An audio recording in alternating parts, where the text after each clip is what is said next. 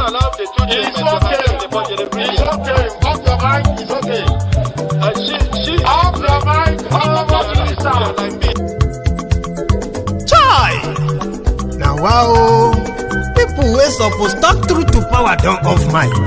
And if we talk, now 500,000 they go summer us, call them hate speech. But fear not, my ego don't come. Ingo torchlight every corner, nooks and cranny of all these bad people where they spoil our country.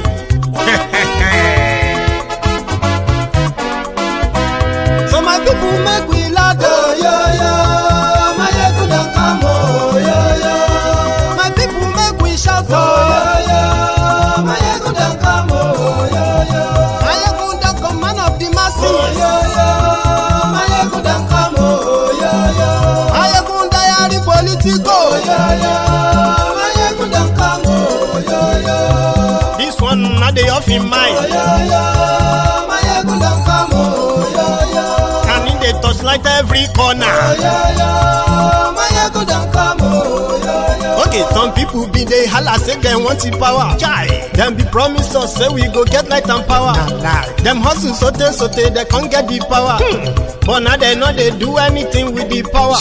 Every day, dollar just they get the higher power over naira. See them talk say make we off mind, but thank God say my ego don't come. So my people make you ladder, my ego don't come, my people make we shout, my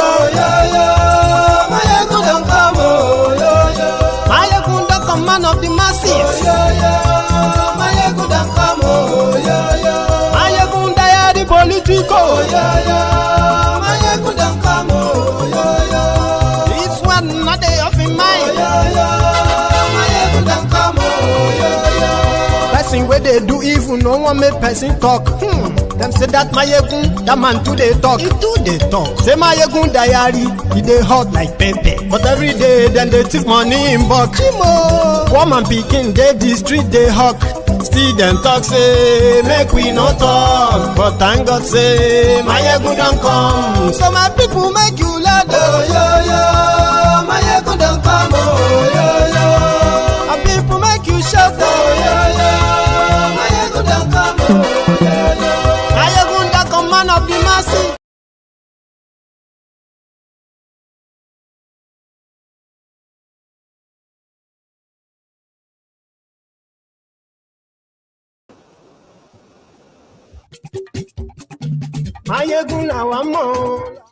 Hello there.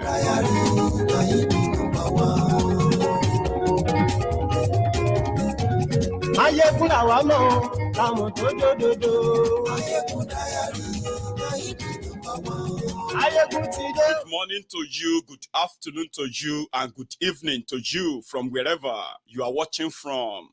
It is Mayegun Live.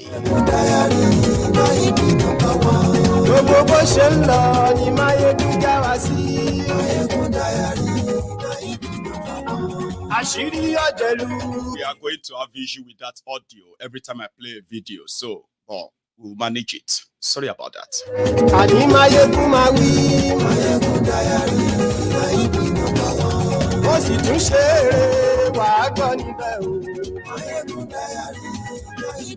We received the news of the passing of Oloye Sunday Igboho's mother today, and we commiserate with them, and we pray that God will give the family the fortune to actually bear the loss.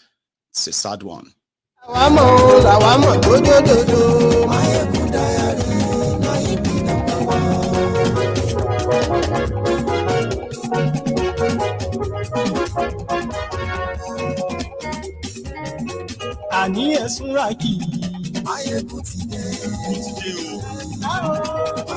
Thank you so much. Share this broadcast. Invite your friends. Invite your not so friendly friends.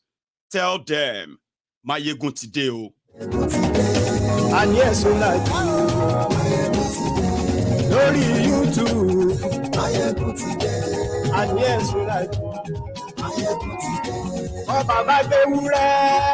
read the caption of this broadcast, read the description as well, digest them, like the broadcast, share it, then sit back, relax, while I begin to open them chapter by chapter. Share the broadcast. I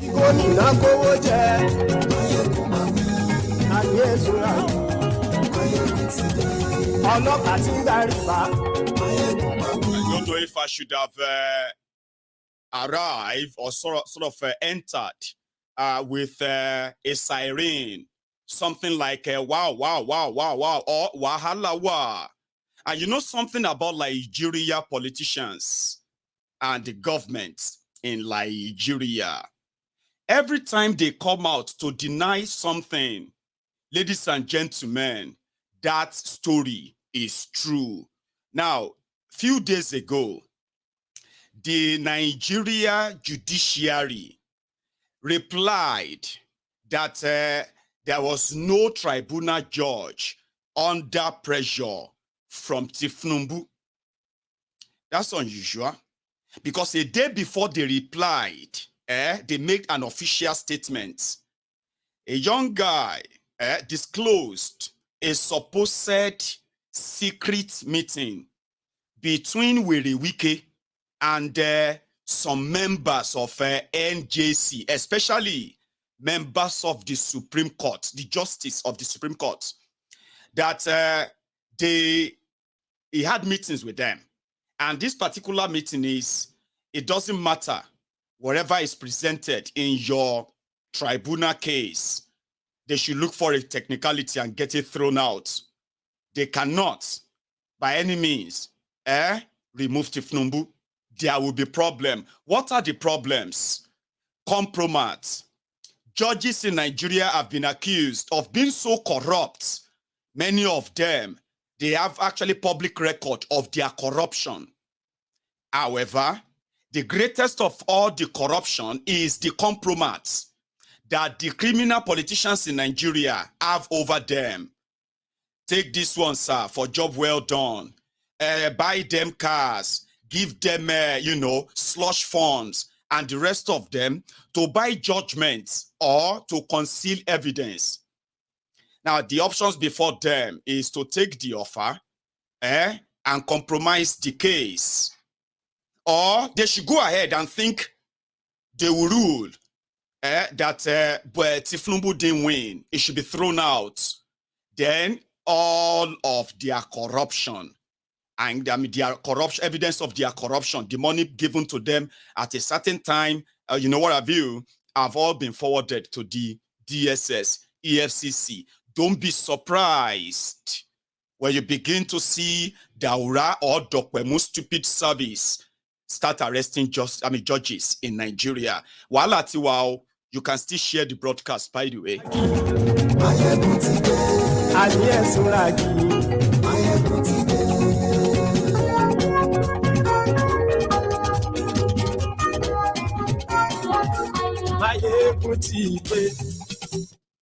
Motideo. So good morning to you once again. Good afternoon to you. And good evening to you. From wherever you are joining me from, it is Mayegun. Yes, live. Now, I know a lot of you are not supposed to be surprised. What you are about to watch is just a documentation like we do on the diary. As they come, we keep them in the diary. So that when you finally see the end goal, the anarchy, the entire breakdown of Nigeria, a lot of people who have been following every event that will eventually lead to that, they won't kind of too surprised. Only those who love to live in denial, pretend that some of these things are not happening, or just look for someone or some people to blame for it. All this will never let the issue go away. There is a problem. The problem is that the impression they are giving you is that Obi Atiku, they have no case. That's the impression they are giving you. And historically, a lot of Nigerians don't expect the court to remove the president of Nigeria after they have sworn him in. It is like never happened. And if you see millions who are kind of skeptical, don't blame them.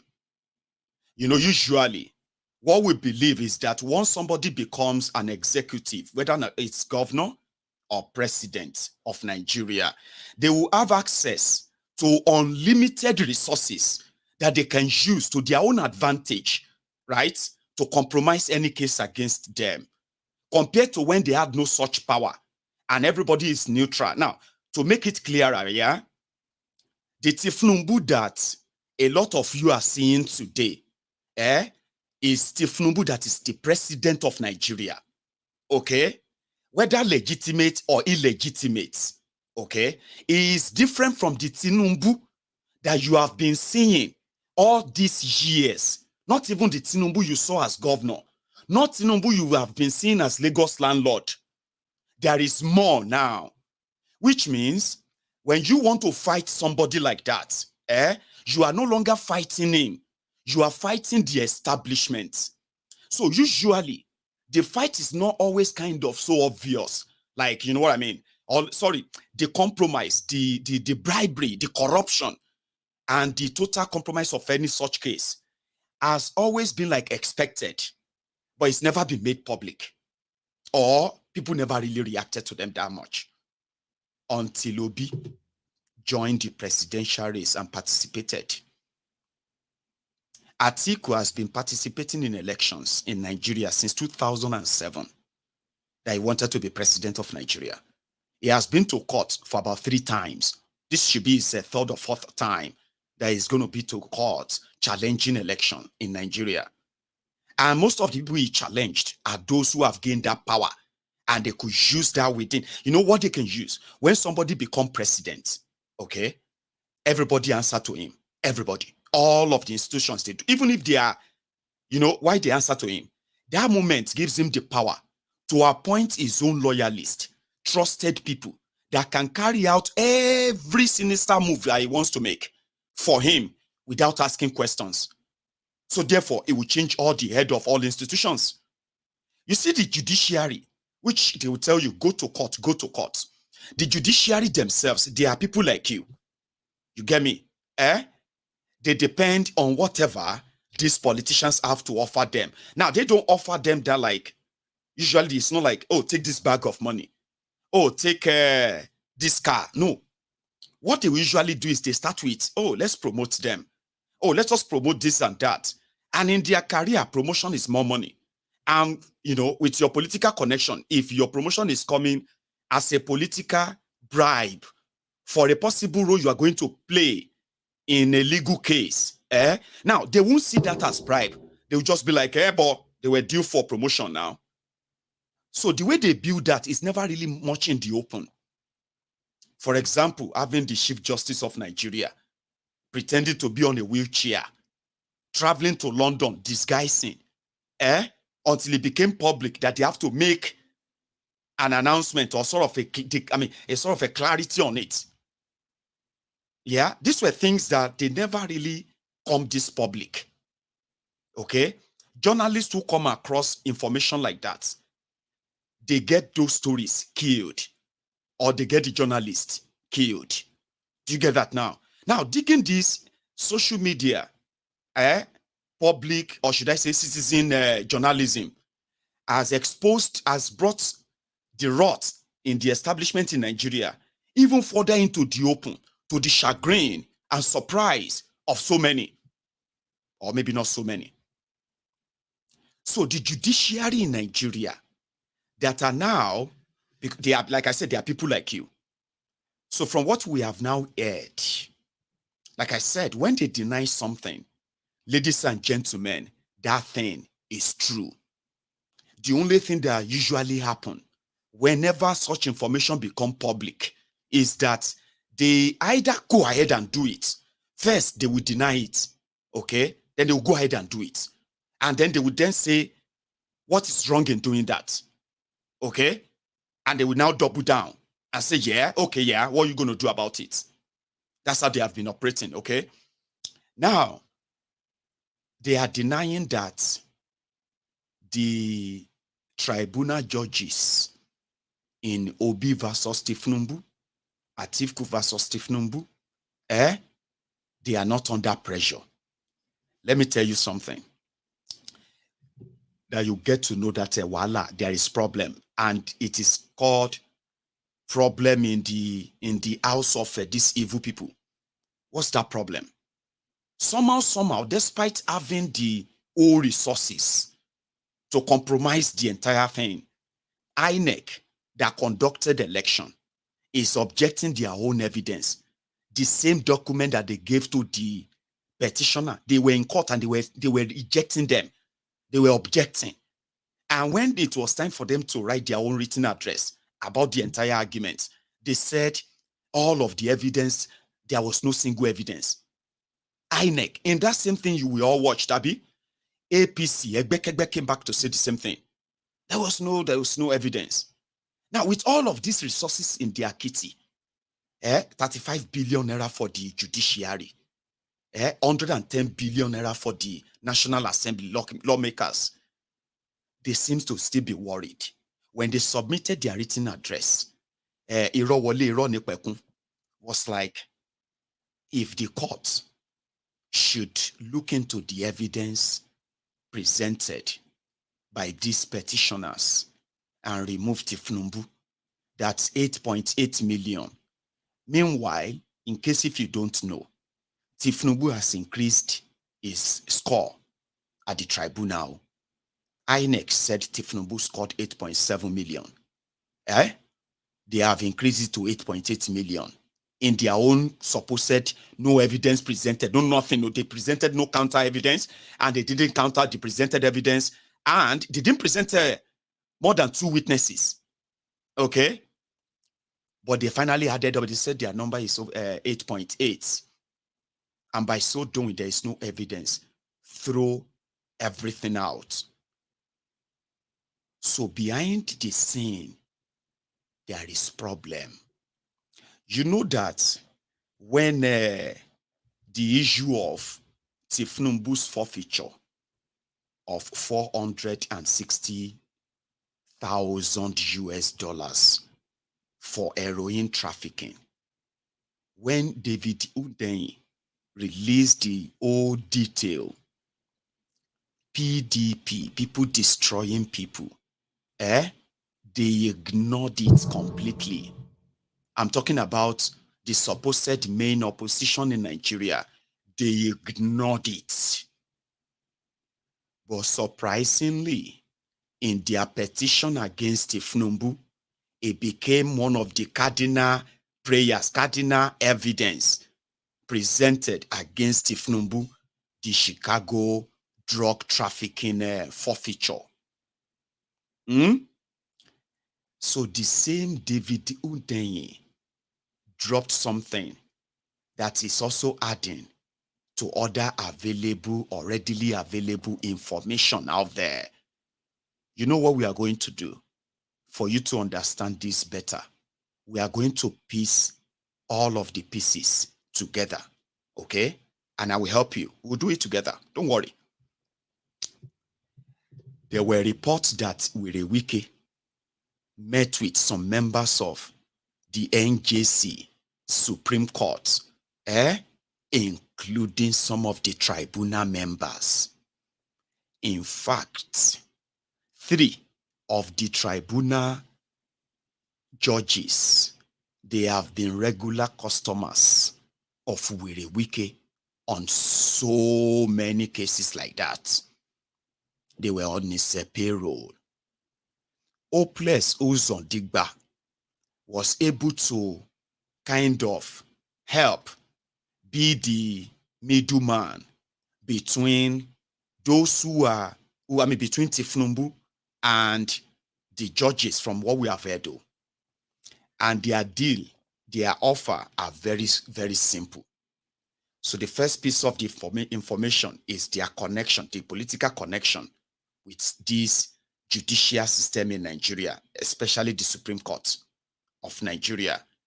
Readily, characters like Ariwola, the Chief Justice, Wike, the former governor of Rivers, Uzordingba, the governor of Imo State. Now, these established characters are representing the interests of thiefnubu and others.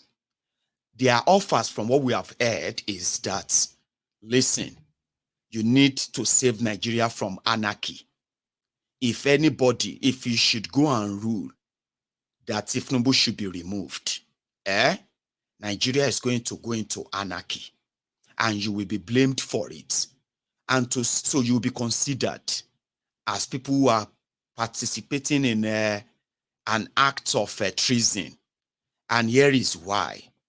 We have your compromat. All we ask of you is this: throw the nonsense case out. We will deal with whatever happened after.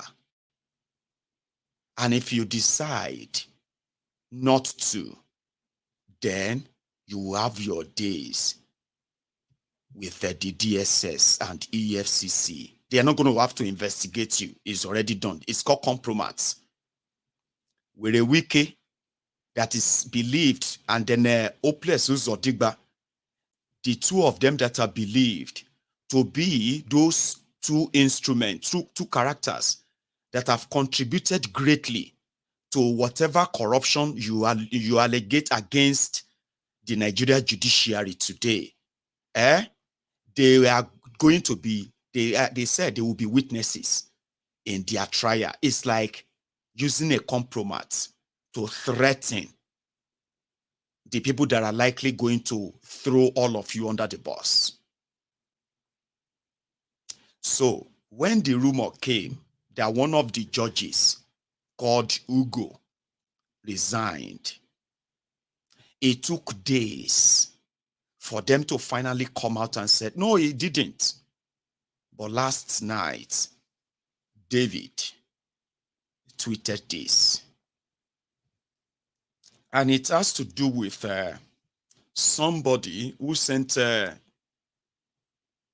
SMS to him that the president just rose from a meeting with Governor Uzordinma, DG SSS, Chairman ICPC, and instructed to go after the tribunal judges, and including the lawyers of Atiku and Peter Obi.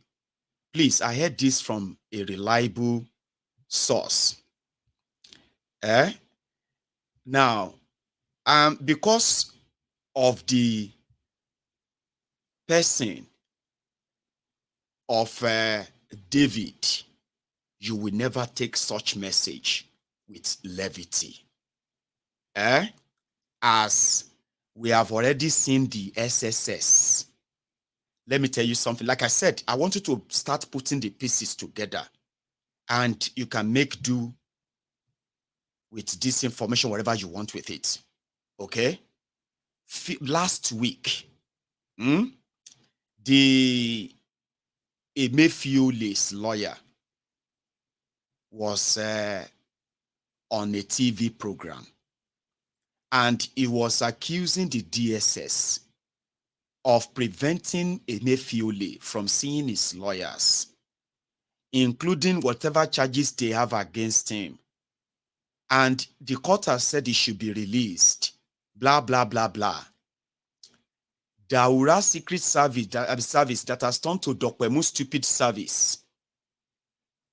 The handler of their Twitter, forgetting the fact that it is government secret agent, Nigerian government official handle.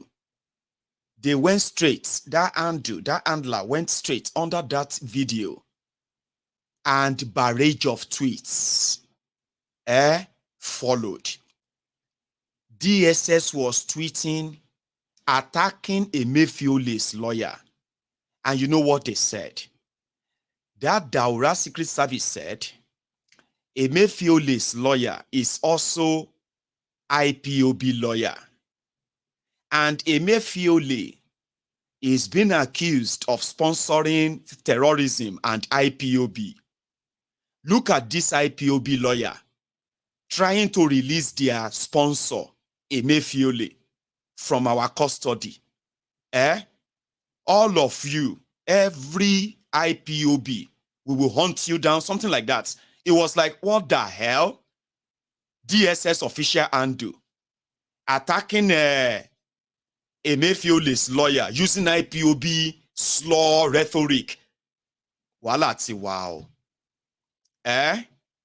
So it's just a matter of time before, if these judges don't play balls, before they start arresting them and accusing them of sponsoring IPOB or sponsoring this or that.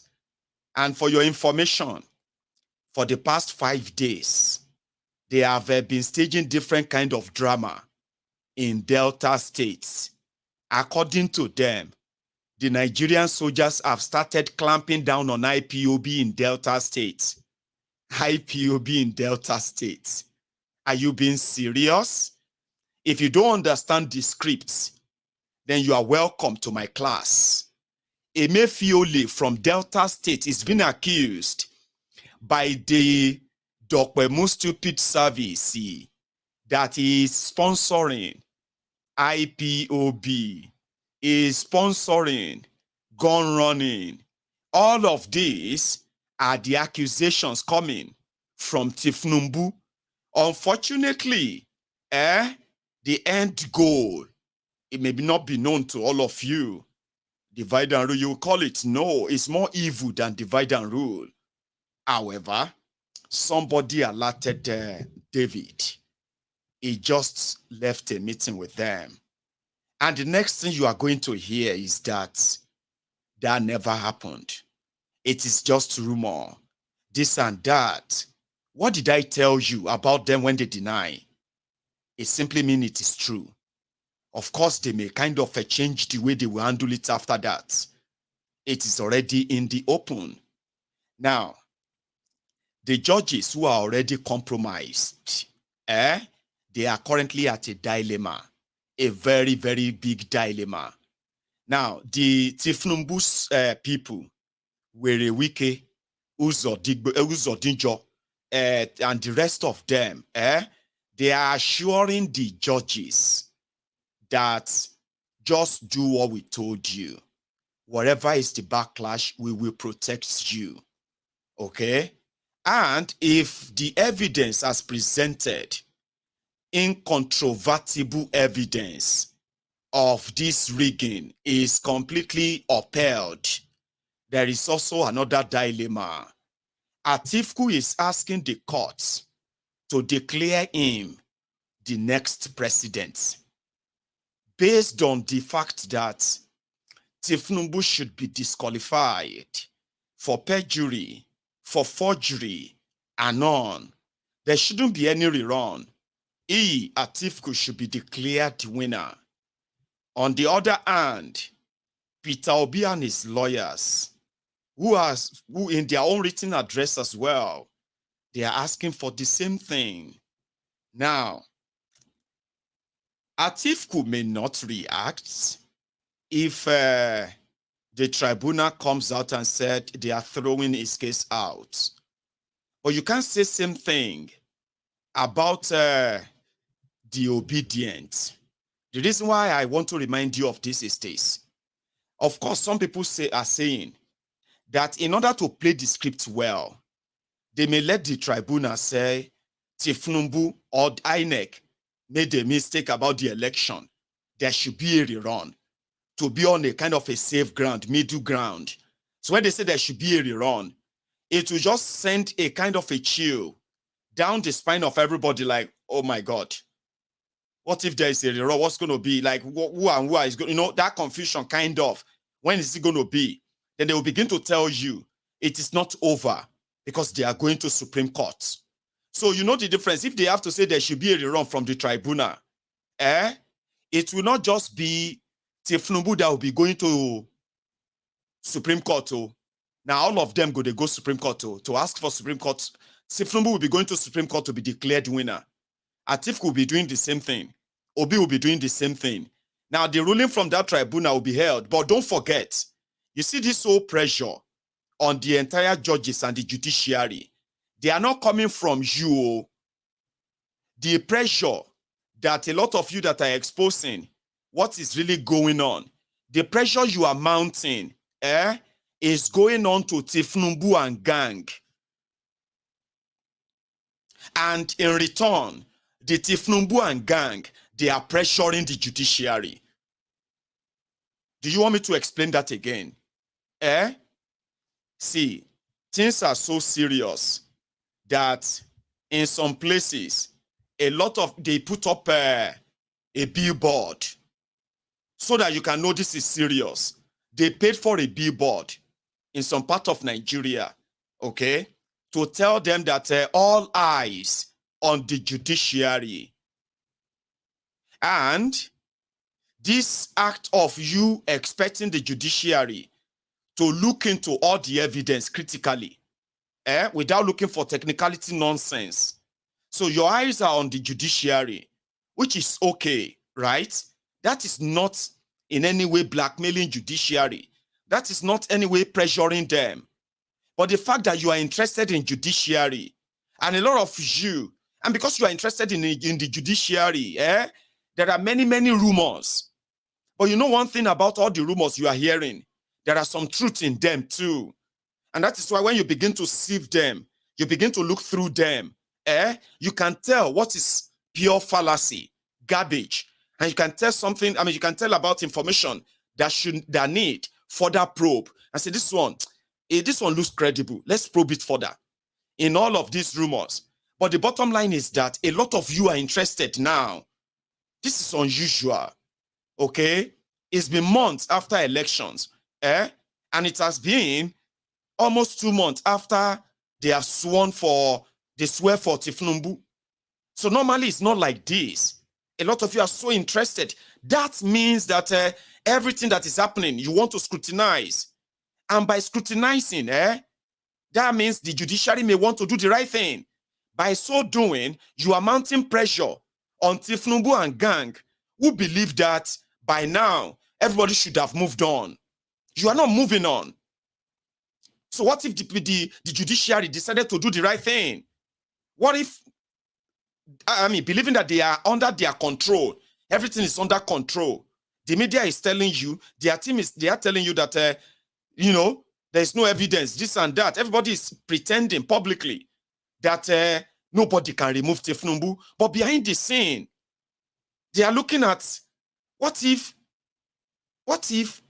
these judiciary people, we cannot just leave them. So when they submitted their written address, they threatened them. They told them that removing thiefnubu can lead to anarchy because 8 million people voted for him. 8 million people didn't vote for thiefnubu. Of course, people voted for thiefnubu. Are you with me? Yeah. People voted for him.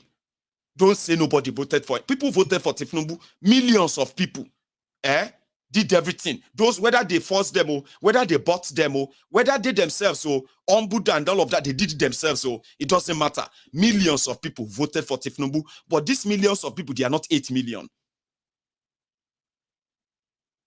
So they threatened the judiciary and told them removing him can cause anarchy. That's a threat, a direct threat.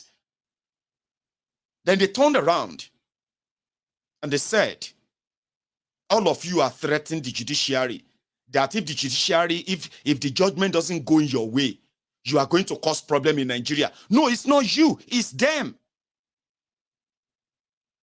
It is thiefnubu and gang that are telling the judges, listen, don't listen to all this noise. So don't cause problem in Nigeria. Your judgment can keep Nigeria or break Nigeria. They are the ones telling them. And you know one thing, they are going even further. A lot of you are telling them that there will be wahala if they rig the judgment, Abi.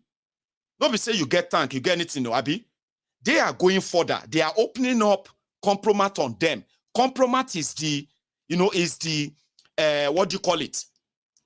The criminal evidence against them that nobody have. You can accuse them of corruption. You can accuse all the judges of corruption.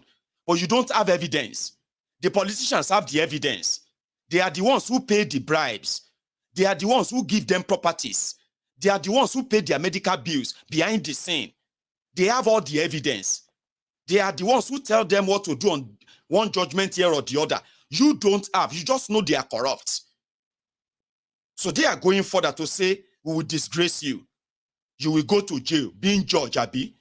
Because if you fail, if you do anything against what we want you to do, remember there is still a Supreme Court, and Chief Justice of Nigeria is on our side. So just remember that. Don't risk your life. Don't risk your family comfort. Don't risk your career. Don't risk your pension. Don't risk your elite ticket. Because of all these people that are saying that you should do the right thing. The real pressure is not coming from you to the judges. Your own pressure is your interest. And it is on thiefnubu. They don't know if there could be any surprise. They are not leaving anything for a chance. But they will tell you, they are not worried. That's what they are telling you, that they are not worried. They don't care. You are just noisemakers. We know that all of you, when the judgment come now, you are not going to accept it. What are you going to do? You want to? So they are now kind of, in return, they are blaming you for what they are threatening to do if they are removed. How many of you remember when I said during the campaign, I'm going to take you back a bit. I just want to remind you of something, okay? During the campaign, I said, when the whole thing was so tense and the obedient were so sure of that they will win. And it was pretty much like they will win as well if they were allowed to really vote. I said, with the level of division that you have seen, with the level of a tribal, ethnic, religious division you have seen, the hatred that were displayed, the toxicity that were displayed during the campaign.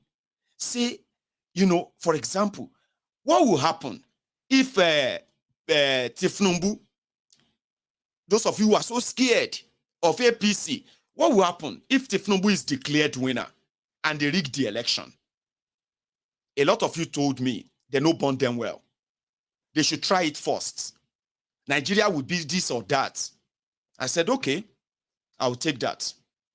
Now, to those of you who are beating your chest that Igbo man will never be president of Nigeria, Peter Obi will never be president of Nigeria, that if they now do the charade election, they can't do them.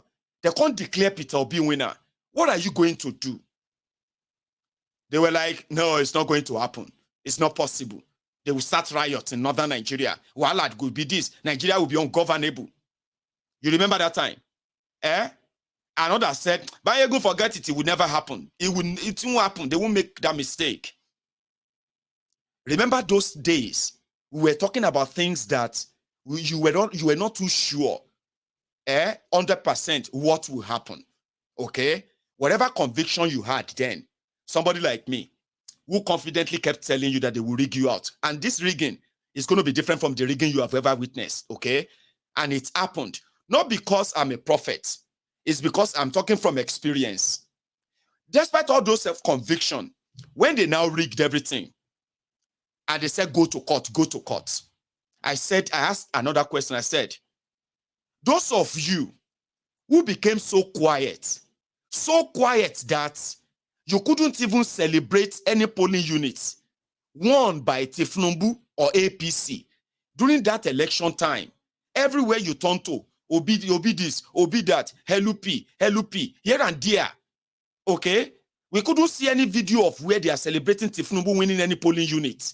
I said, what if you now go, the tribunal or the court now said thiefnubu didn't win? Despite all of the toxicity you have actually embedded in yourselves, participated in, what if after all of that, they can't say Peter Obi won and is declared winner from the court? What are you going to do?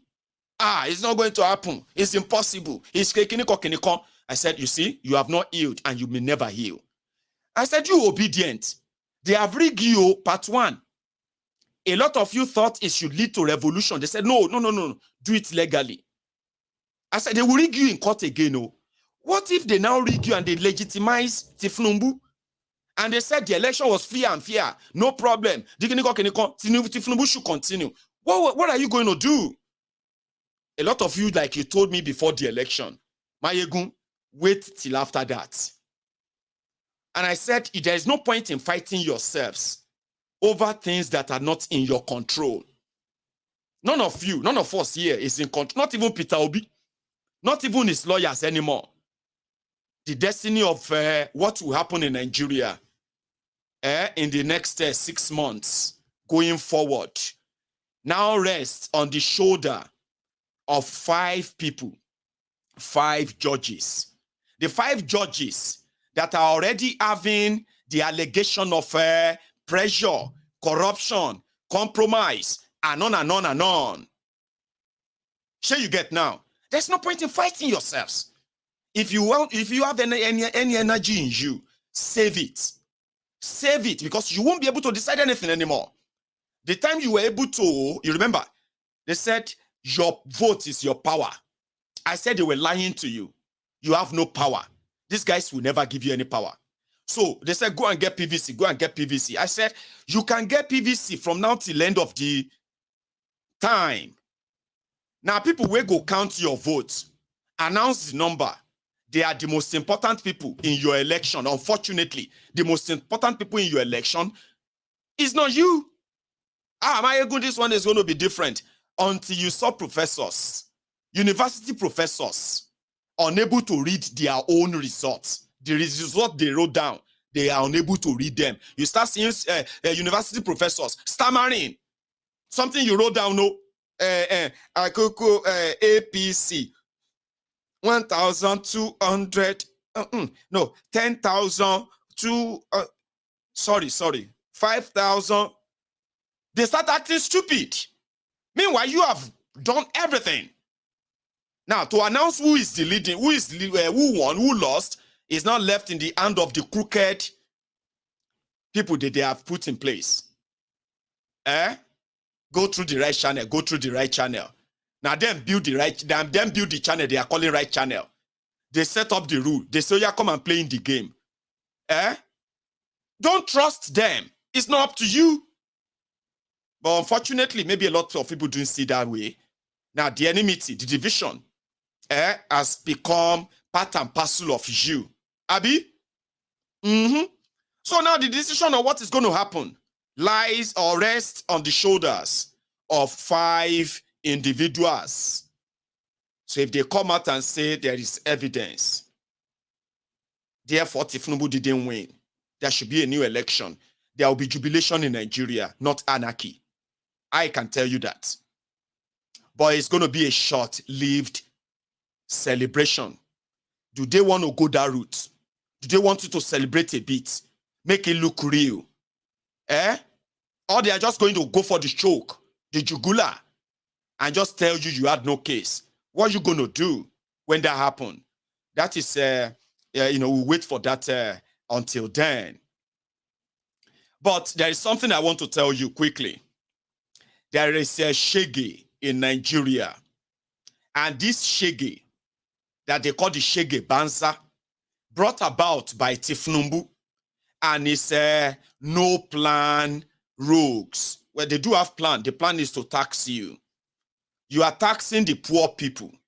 You want to take from them and pretending that you are also going to take money somewhere, and you're going to share that money to them in order for them to cushion the effect of the economic destruction that you are supervising.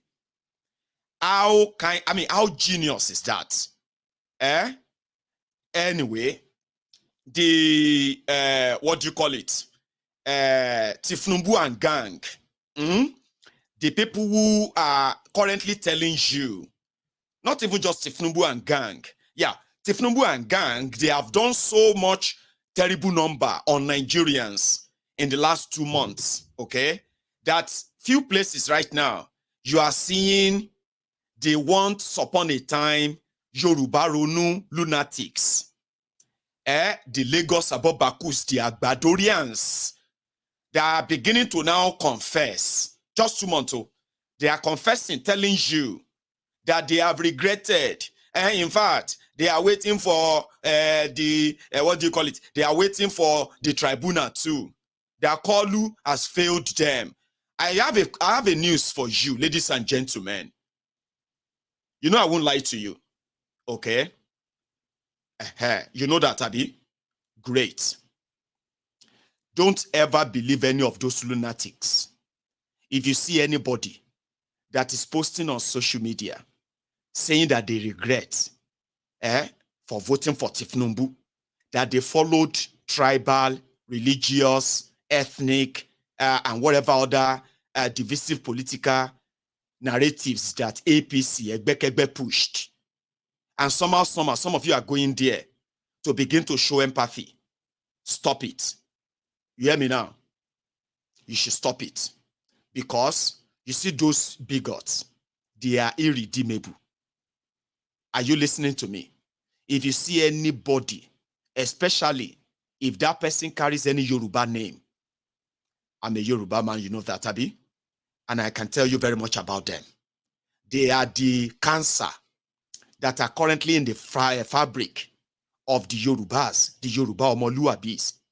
They are the people who have brought about the, what do you call it? This bigot tag or bigotry tag that a lot of you are currently experiencing in Nigeria today. The one they elevated to this political, national politics of Nigeria. Yorubas are not bigots. And let me tell you why. Some of these bigots that you see today, they call the real Yorubas Omoali. They are supporting and promoting a man that nobody knows his father. He denied his father. Nobody knows his mother. He denied his mother. All right? In Yoruba land, you are believed that if you reject your father and your mother, you have rejected your origin. That same thiefnubu, who shouldn't be a role model to any red-blooded Yoruba son or daughter anywhere in the world. Okay? But today, surprisingly, you are seeing some of these lunatics who are saying they are pro-Yoruba, more Yoruba than other Yorubas. But here is the sample. Thiefnubu promotes agberoism, all risers. You know what I mean? People who have money without any enterprise. People who have no real, you know what I mean? Billionaires with no invention, nothing. People who live off, or you can call them the scavengers, opportunists, chancers, and you don't need an education to do all of that. So, therefore, when the likes of thiefnubu came, they destroyed the education in Yoruba land. Okay?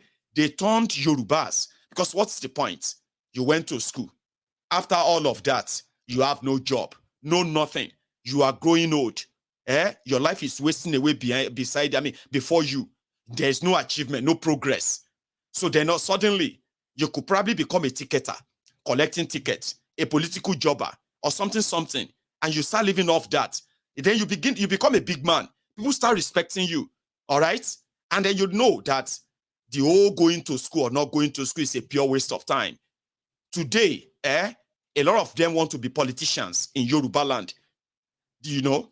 And that is why the mediocres, the worst of the worst, are those who are controlling the political leverage of that same place. And that is why mediocrity. Today, education is almost nothing. Ruined, you will say, for a region that was once a pride in education and educating our people. Go to Yoruba land today, dilapidated school buildings, and see the school children themselves. See all, so this is what they promoted in Yoruba land. Awolowo gave Yorubas and non-Yorubas free education for years. The product of that spread over far and beyond Yoruba land, all across, Nigeria, and far and beyond Nigeria, the product of the free education of Awolowo. What is the education policy of thiefnubu? What is the education policy of APC in Yoruba land? And what is the impact of that? So the same characters, the same rogues, suddenly turn around. They are more Yorubas than Yorubas. They are calling Yorubas who rejected these never-do-wells, these opportunists, these destiny killers, those who made Yoruba land to become almost a refugee land. Go there, you will think they just fought Yoruba land. They just fought war in Yoruba land. Go and see where people are living. Go and see how people are living in that same Yoruba land in Nigeria. Then they turned around because of that druggie, Escobati. They started calling their fellow Yorubas Omo Ali for not supporting the druggie. And they started the ethnic baiting, tribal baiting of non-Yorubas for the sake of this druggie. So I know them very well. If they turn around and start singing that they regret, they have no regrets. If they call for another election tomorrow, these same characters, they will tell you, right, that they are more Yoruba. Yoruba is this, and it's for the sake of Yoruba. They cannot. So don't believe them. Do not fall for it. Do not. We have jobless young people in Yoruba land, graduate, educated, not educated. They are roaming the streets. They are just like our own awaiting time bomb in Yoruba land. So they turn them to what? They turn them to the Yoruba political alimajiris that are suffering and smiling. So when they turn around and tell you they regret because of the hardship they are facing, do not believe them. Do not. Characters like this, before the election, they were able to express this kind of, read this. So, here is your next president, Bola Ahmed Tinubu, the GCFR of the Federal Republic of Nigeria. In case you don't like him, you can jump into a lagoon. We are not going to miss you as a medical doctor in Nigeria. Àwọn olórí burúkú. 2 months after, this is the same olórí burúkú calling people olórí burúkú. When the shege started with them, the same way they came up. I swear, my sister, I regret everything I did for this man. A very wicked and useless man. Are you following me?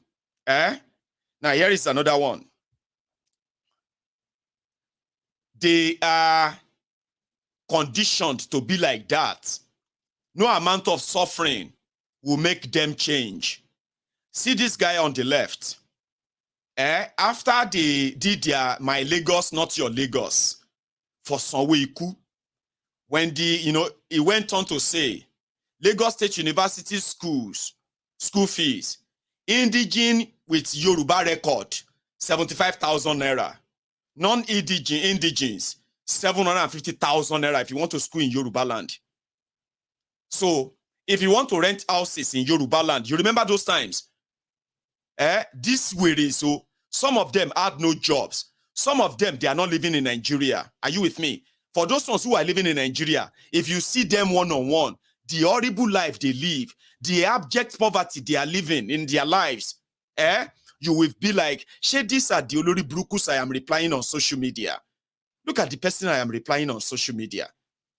For them to push their Yoruba Lokon, they said, in Yoruba land, if you want to buy land, in Yoruba land, they has to be cheap if you are Yoruba. If you are not, if you are Hausa, Fulani from the north, for example, if they are selling land for 1 million naira, in Yoruba land, Yorubas will buy the land for 1 million naira.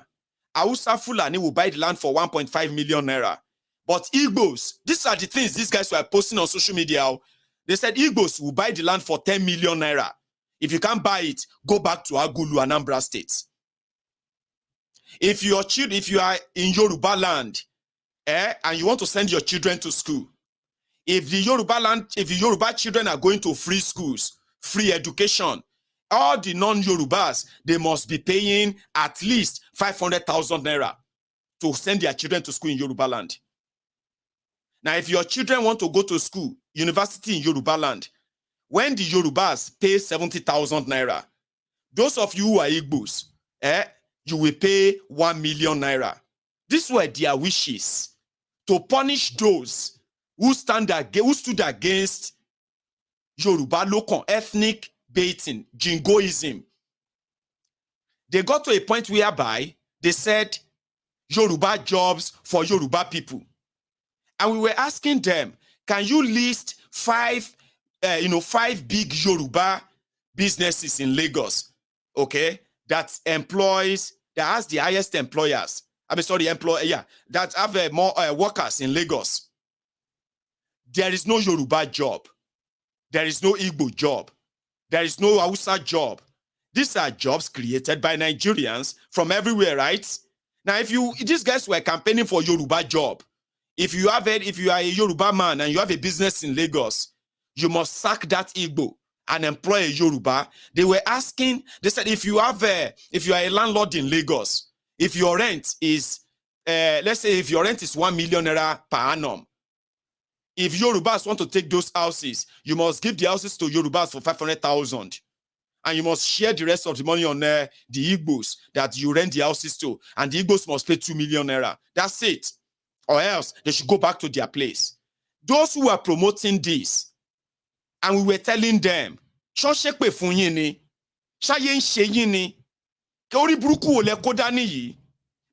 thiefnubu, because of Wike, people who are stealing your money, those who are actually like, for election, you are going to destroy your own, last, education has come now. Everybody will have to pay the same price. Okay? They have removed subsidy. Abi? Everybody will have to pay the same transportation money, Abi? Everybody will have to go to the market and pay the same price for the same food now. Abi? Now, there is no Yoruba market for Yoruba food. There is no Fulani market for Fulani food. There is no Igbo market for Igbo petrol. Everybody will have to go there. Now, there is no Muslim schools that you will say, okay, this one a Muslim hospital with Muslim bill. This one a Muslim Christian schools with Christian bills. Everybody is existing in that same place right now. And I told you, I did.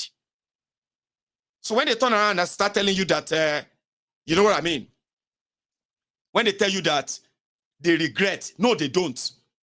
I'll show you another one. Here is another one. You might have seen it, okay? Oh, how I was stupid enough to think that this old man has solution to a complex Nigeria is what still baffles me. Almost 2 months now, no ministers.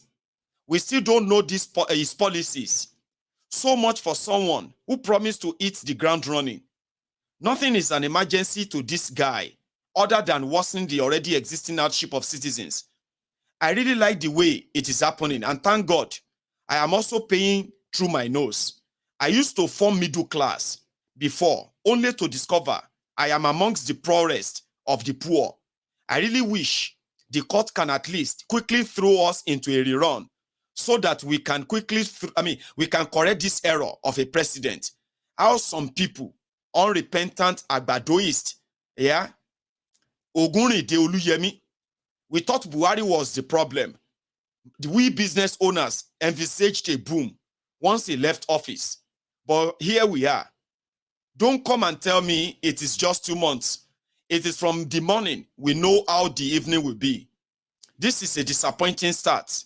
Peter Obi, even though I didn't support him, would have gone miles ahead by now. But I chose ethnicity over competence. Our hope is supposed to be renewed based on what was promised, but this is shege. See how the purchasing power of the common man is sliding down just in 2 months. Have you seen shege? Have you seen shege? Shege ain't you? Or are you still pretending? Are you still pretending that these guys don't give a left ass about you? Take a look at this guy. He happened to be one of the Agbadorians from Ekiti. In fact, he became famous on social media. And according to information, his name is Ayeni Clement. Ayeni Clement Kayode is from Ekiti. And he considers himself as a spiritualist, somebody who hears from God. During the campaign, God told him that Peter Obi will cry God told him that Thiefnubu is going to be their president. God told him that Thiefnubu is going to change Nigeria in a way that a lot of people were going to be surprised. And so many other nonsense that he said God told him. In 2 months, ladies and gentlemen, the story has changed. Ma, drink tea while we listen to this clown, Kayode from Ekiti. Yeah, as I was telling you, I am one of a very special and well-dedicated spiritual and physical, financial food soldier for Asiwaju Bola Ahmed Tinubu. I supported him so much that I've even received enemy, even in the Christendom, in Khan, even by many pastors and servants of God and Christians. Why? I always supported him and assured them that nothing is going to make him not to win. Are you hearing me? I even go to the length of sold my pilot jeep in following him and in doing prayer, following him, lock ourselves with other 6 people, making 7 indoor for him in fasting and prayer, white fasting, that he must win. Follow him to campaign with fasting in many places. Are you hearing me? Nasarawa, Abuja. Are you hearing me now? Ondo, Ekiti, Lagos, Osun, Delta, Edo, in many places. Some people see me, he see me. I think he saw me in some of the places. Both up to Tesnim Stadium in Lagos. Are you hearing me? We even go to governor's house, that is in Marina. That is where me and him have some little talk. He had me over that day to Fasasi and the Kamal that whatever I want him to do, he will do. I discussed with them on phone with Fasasi. I go, in fact, I sacrifice a lot. Are you hearing me? I learned maybe Fasasi collected money, maybe he asked them to give me money, they didn't give me. I know I lost on that area. But that should not even be too much painful. Are you hearing me? If the government is so favorable, because I'll be assuring people here and there, churches and private, that don't worry, vote for this man, the government is going to be the best. Immediately coming, things will start coming down that 1 month. But may I tell you something? Since the week they saw in Tinubu, I don't think I'll be able to use my motor to go out 3 times because the fuel price. And I'll be using vehicle since 1986. The first vehicle I used in life was given to me by President Ibrahim Badamasi Babangida. He know me one-on-one because God used me to reveal to him the secret of Mama Fasa when they are plotting that. So we know one-on-one. I was even still in some years backward that I'm the one that prayed for him during his birthday. So, but I cease not to be following, and Tinubu himself know me. See the way this government is going. Before he come in, are you hearing me? I used to give them 5,000, 7,000, or 10,000 to buy food for 5 days. But now, if I give them 20-something thousand, it will not be even good. We can't eat even enough with my children and family. Last Sunday, I went for a program at Igbaraudo. Do you know what? I have to disguise myself, not to dress the way people will recognize me to enter public transport. Why? The Jeep I'm having now, I can't fuel it to go that place. I will use about 15,000 to fuel, go and come to Igbaraudo, to Ekiti here. We have an ordination in our headquarters. I just managed to carry the motor to go there.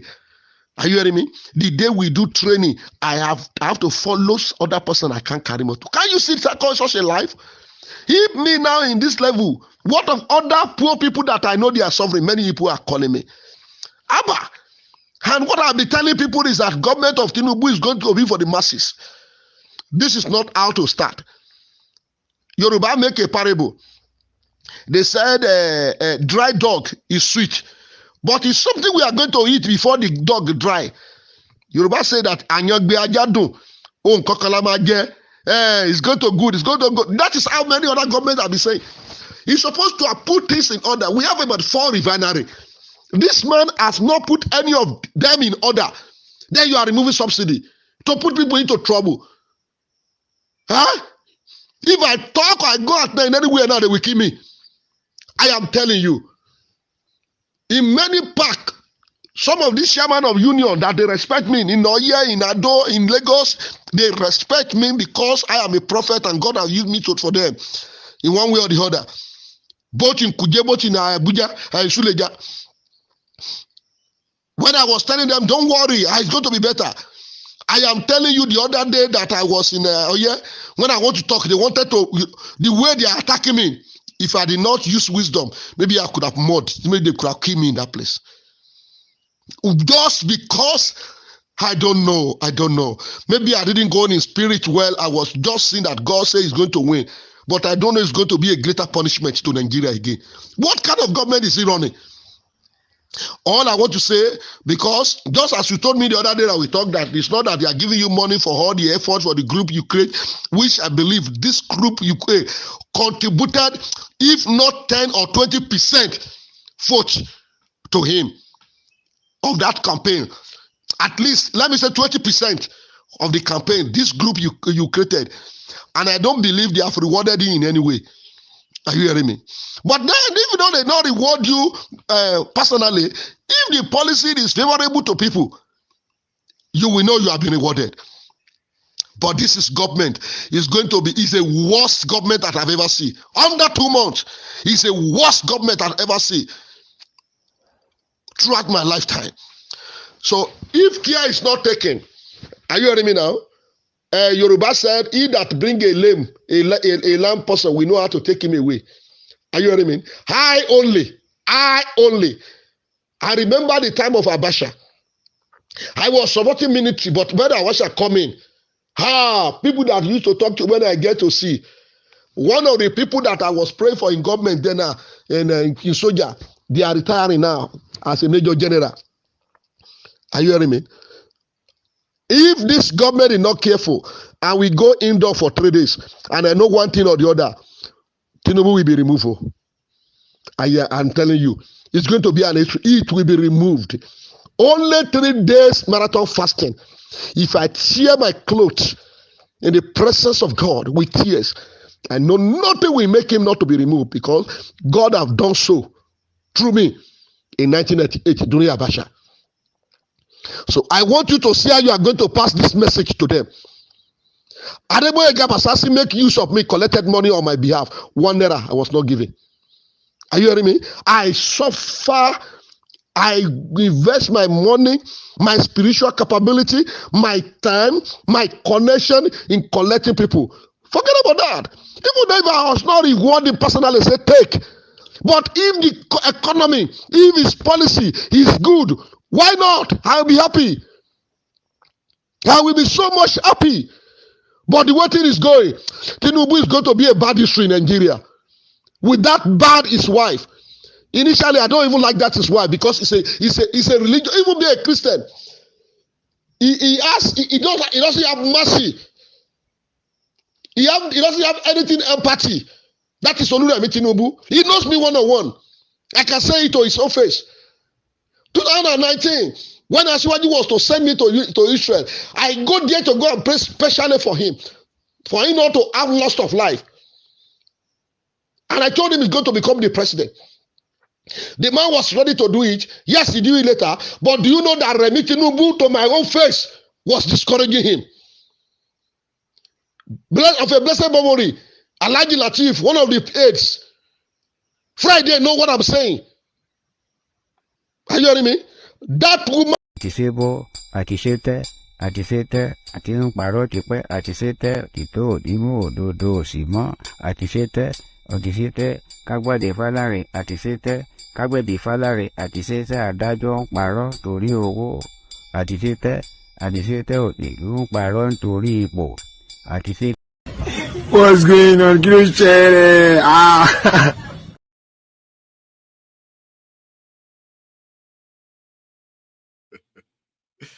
Yay, Pastor ti binu. Pastor don para. They have to remove thiefnubu. Pastor Kayode. Pastor Ayeni Clement Kayode. The man that talks to God and God actually listens to him a lot. Pastor Kayode Nikureo. If you have a chance of watching me, Pastor Kayode Nikure Ofoleshe. Even despite the fact that you know, your fake spirituality and the rest of them didn't tell you, or you said your spirituality told you it was going to win and be president. So the spirituality didn't tell you, say, from the moment it become your president, now leg you go, they take waka. Will anyone know? They said that they nearly kill him somewhere.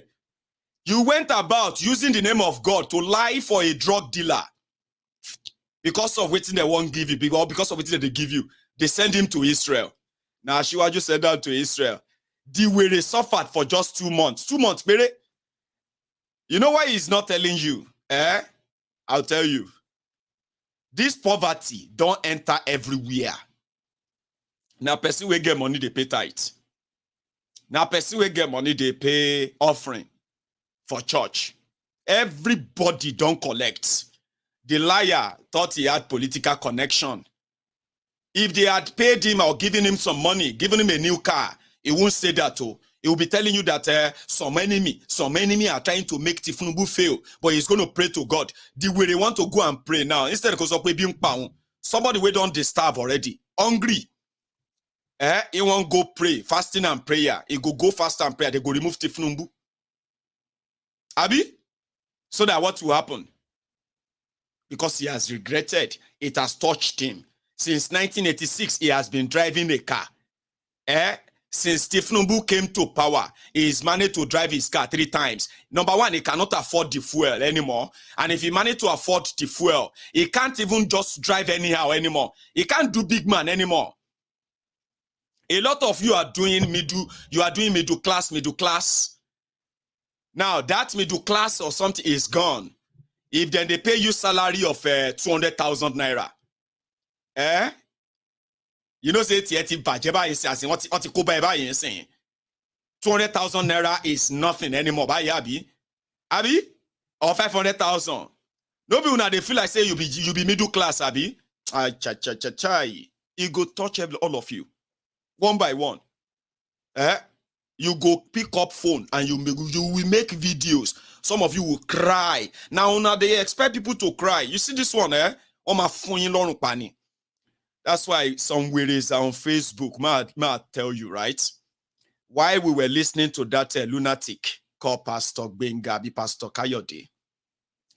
See him, when we were listening to him, I just glanced something. I just peeped through one comment. One Taiwo. You know what he wrote? You are running down your country. Is it because you are no longer in Nigeria? That is why you are running down your country. You see? Sorry that I know people like him. Sure you get. And then the lunatics like him. Don't mind him. Is it because he's he's living in a place that is better? Is he that because he's living in abroad? That is why he's talking all these bad things about Nigeria. Olori buruku ninyi, no be today oh. Shongbonsin. I am talking bad things about Nigeria by exposing Kolu. The ashiris that are making your life labi. No, blame me. Eminiko blame Olori buruku. Talking about it, no, run Nigeria down. Now Mayegun they run Nigeria down. Okay? Because Mayegun is talking. That is why your life is miserable in Nigeria right now.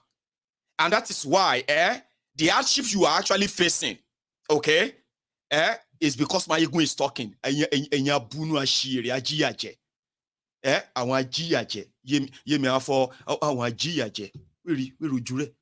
Really. Oloju boga, oloju woro, oloju shako bi ti korowo. Wirujure ajiyaje, show man jiya, show uri. Ajiyaje, living in denial. Blame me, Eminiko blame. And believe the world don't actually know what is going on in Nigeria. Where are you living? Under the rock. Don't worry. It's a matter of time. People like you already, they are already saying they are going to go and do fasting and prayer. may God remove Kolu when he touch you or touches you.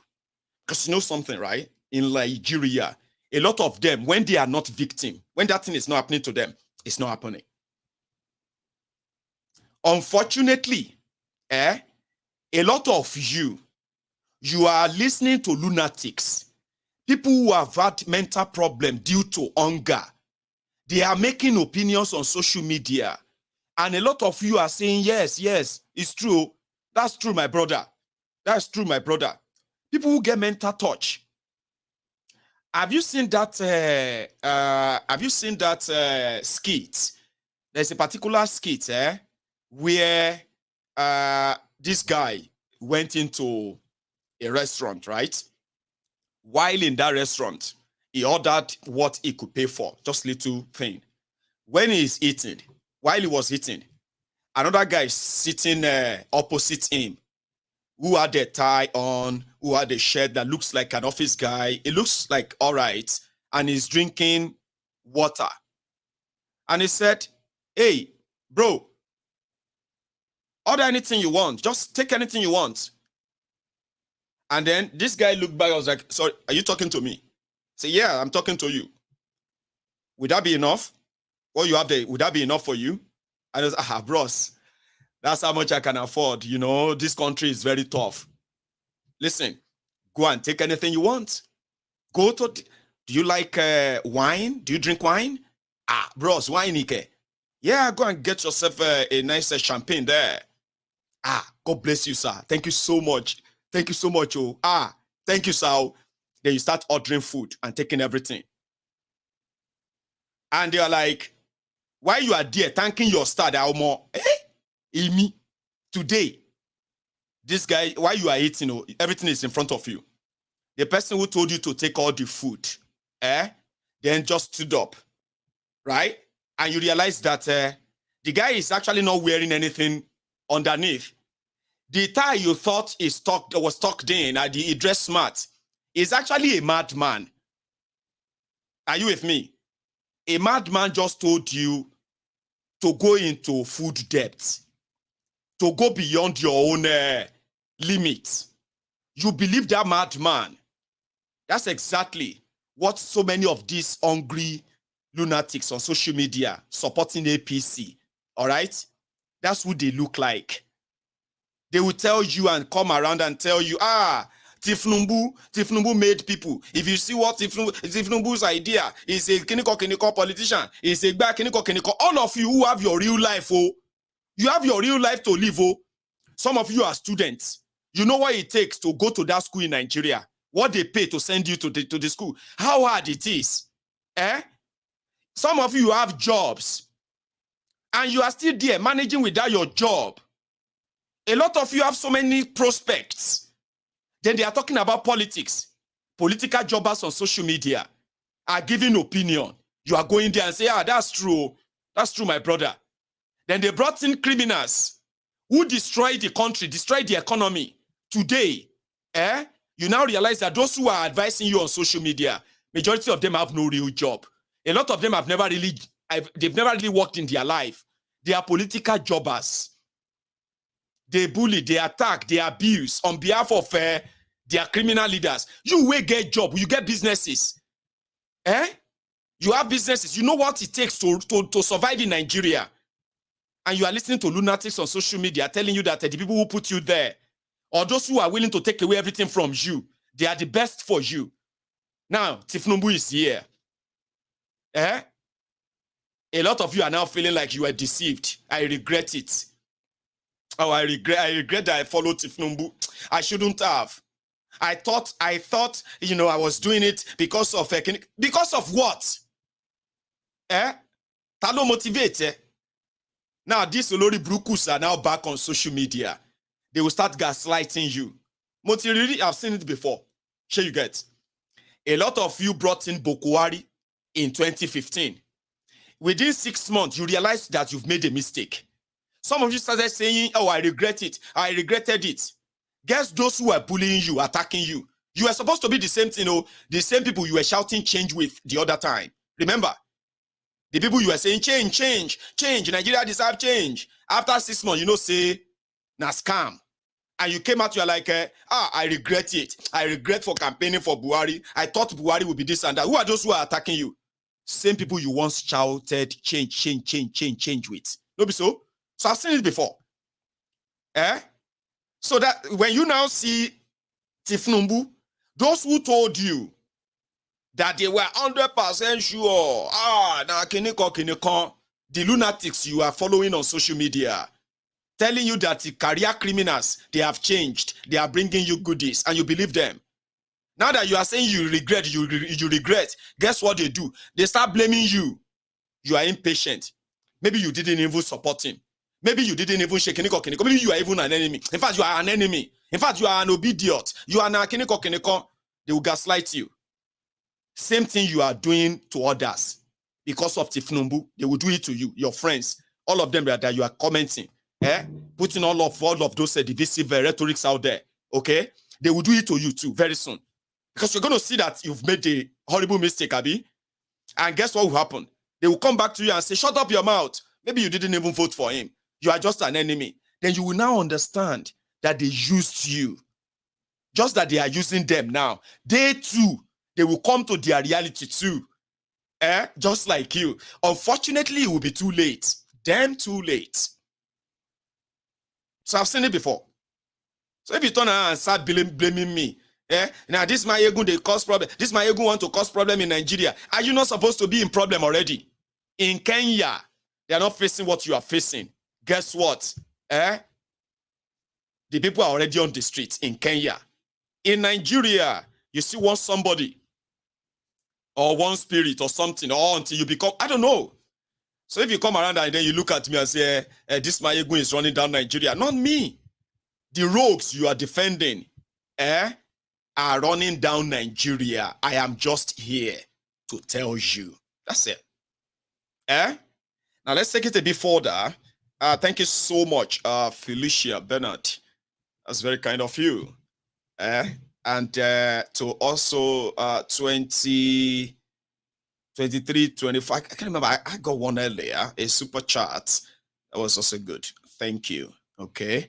So today, when they tell you that they have seen Shege, of course they have seen Shege, all right? Or don't believe that if they hold another election this weekend, these people, they will go back to that same tribal, ethnic rhetorics.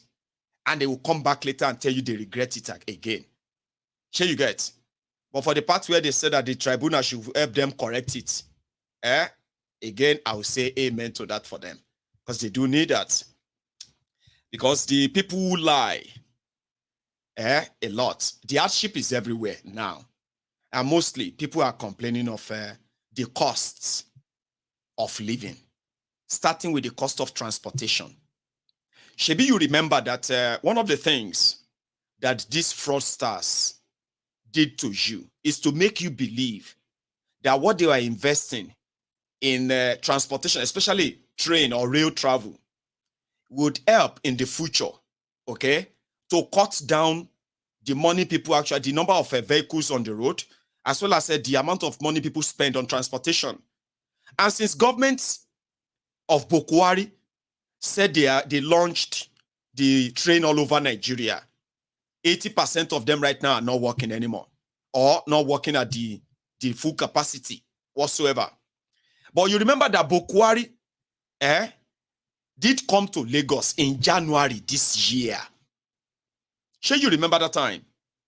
No, you remember he's been to Lagos a few times, but he was in Lagos in January 19 or thereabouts. It was just about a month to the elections. And they said Buhari was in Lagos to commission the completed monorail. Right now in Lagos, a lot of people are now trekking. They cannot afford what the transportation is right now. A lot of people are currently like losing their jobs because it's not worth it for you to be working and only to end up using the almost 100% of your pay for transportation. And you are not sure where this is headed as well. Everybody is feeling the pang and the bite. Isn't it ideal for some of you, especially the my Lagos, not your Lagos, the Lagos Abobakus, to remind Kolu, remind Sanwo-Iku, the monorail they commissioned in January that was supposed to be running on electricity. They said it will be carrying 500,000 passengers every day, and which means it will be running from Lagos Island straight to Agbara, nearly Ogun State. But they said the first phase, which was commissioned by Bokwari, was to cover the mainland to island. That one was supposed to be working. We saw the video, we saw the pictures, and we also saw when they were pushing it. So some people are now saying that why is that not running fully right now? To help you with, okay, I'll take you back there. In January this year, talking about the cost of living crisis, the mega shitty, the fraud they sold you, they started building monorail in Lagos. The Lagos state government started building monorail as a contract, as a project since 2006. Yeah, you heard me right. The project started from 2006 by Fashola. And from 2006 to 2023, do the math, 17 years. They haven't completed the first phase of the monorail. But they did say they did complete it in January. Mo use this as a throwback. Arise News credits for this video. A throwback, please. Day 2 of President Buhari's official visit to Lagos. It started with more projects commissioning, beginning with the Jean Rando Center for Yoruba Culture and History at Onikon.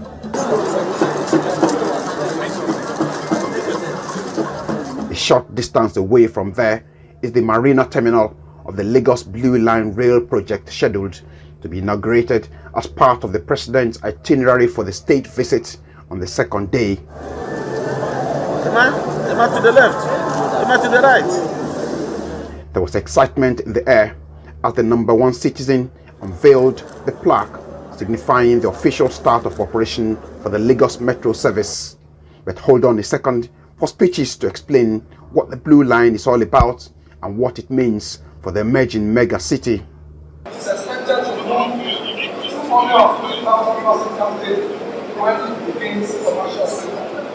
Today, Mr. President, distinguished guests, ladies and gentlemen, history is being made as we gather to commission the most audacious project to be funded by a sub-nation in Africa.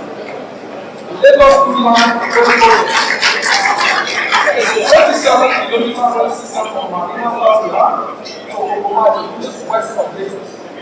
Its construction was divided into phases for ease of implementation. It is expected to move more than 500,000 passengers when the entire line is eventually completed. The benefits, Mr. President, are obvious. It will reduce travel time, it will improve the quality of life of our citizens, and it will make Lagos one of the most resilient mega cities, not only in Africa, but it will compete with other mega cities in the world. And Mr. President, it is also on track that we will be commissioning the Red Line before the end of your administration. That, in fact, is even a bigger, better, longer rail corridor, which we're excited with the collaboration of the Nigerian Railway Corporation, where we're sharing the rail corridor. Signing of more agreements for the next phase of the project.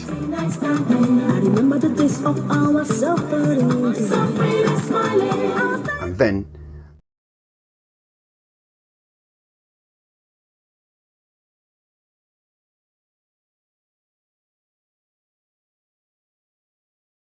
okay, the audio, yeah, I know.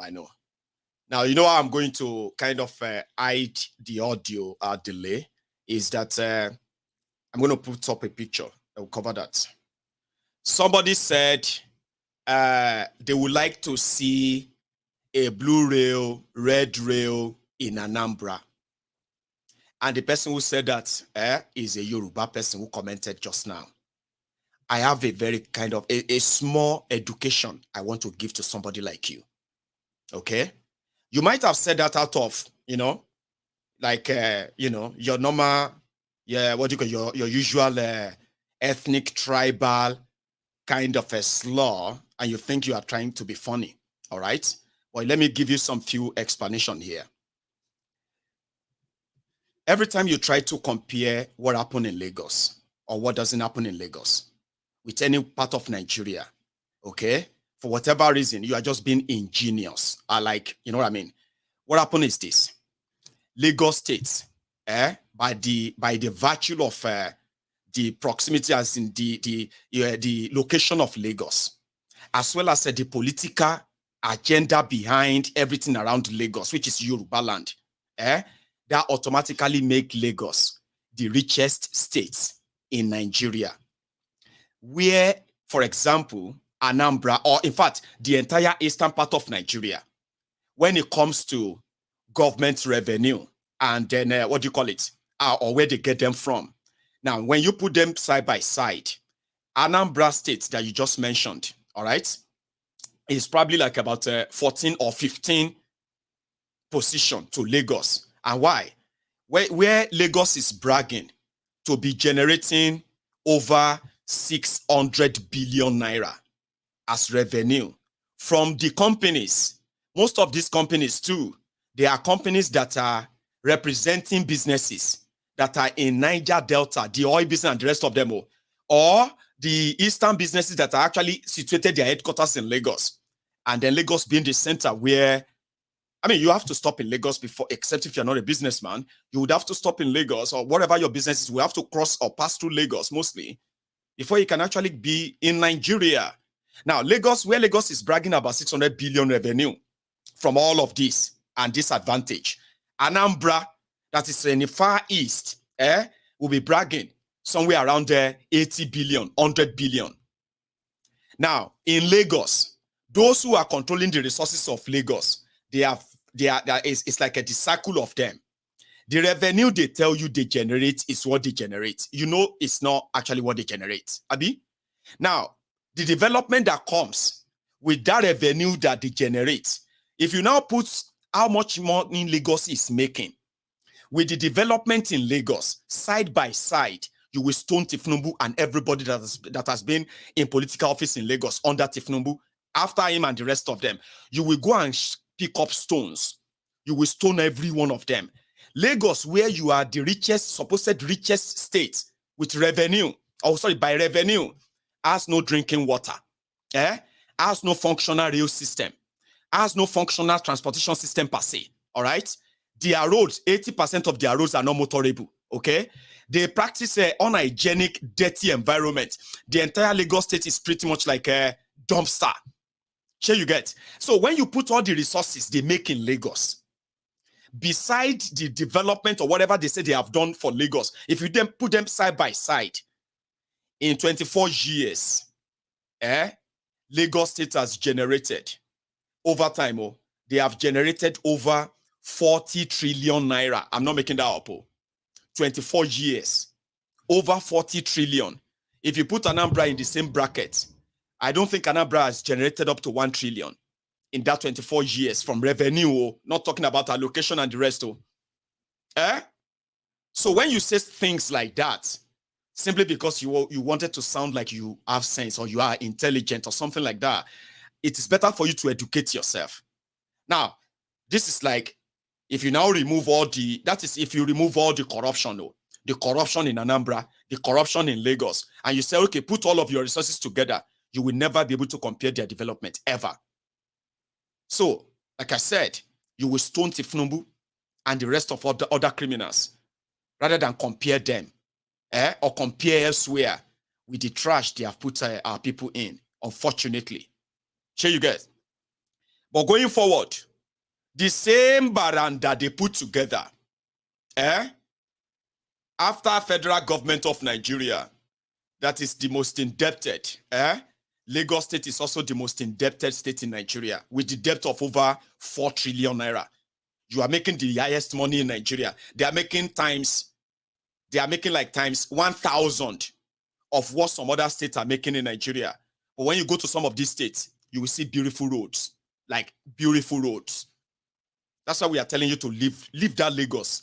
Come on, travel a bit. Places that generate far less than what Lagos is generating. They are still managing to build roads. So go and see their roads and the rest of them. Are you with me?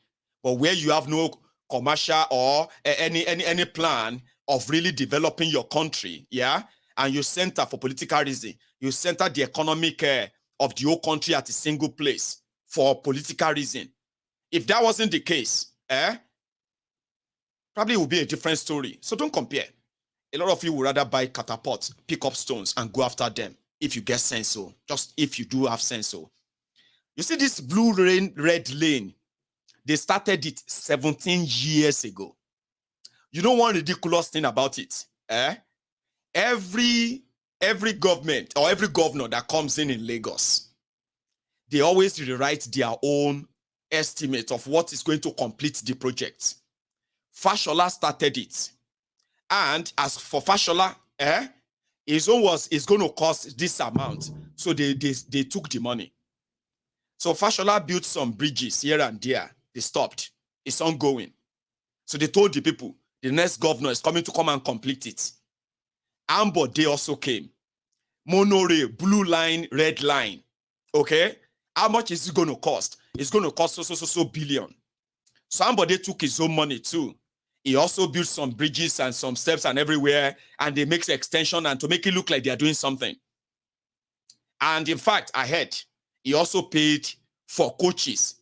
That is the cars that will go on the on the track, just to make Lagosians believe that they are doing something. So he collected his own. When Ambode didn't come back, Sanwo-Iku came.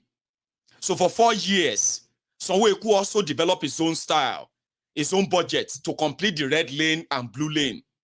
But this time around, he managed to get delivery of all these coaches that they can display and say, see this Lagos.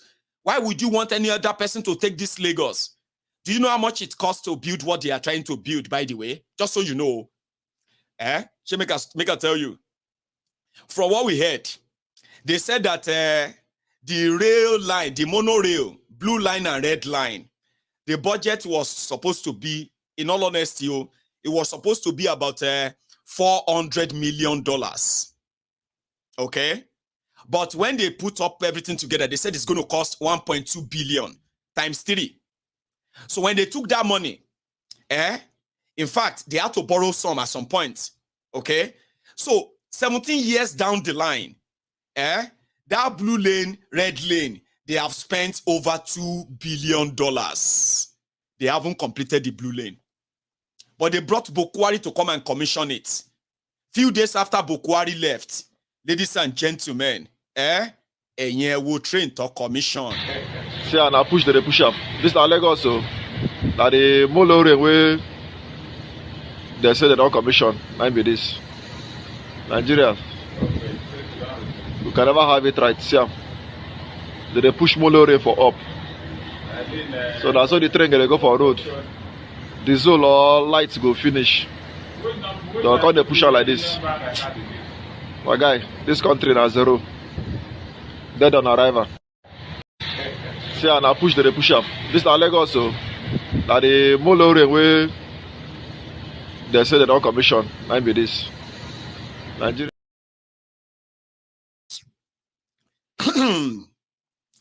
Which is a shame.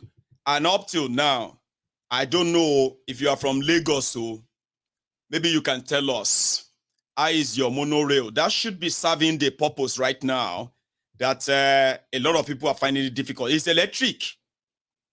They said it's electric. So if that one is working, it will also kind of help, especially school children.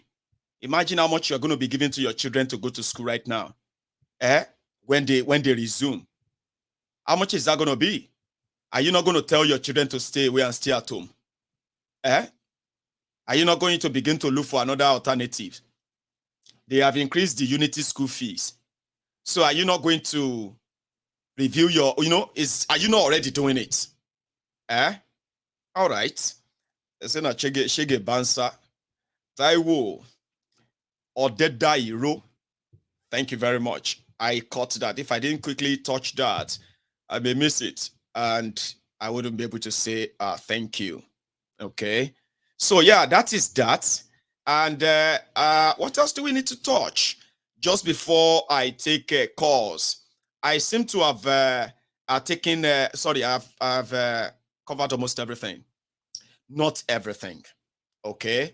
So what I'm going to share with you next is before I take calls, okay, it's going to be an update of Yoruba Union, our outing.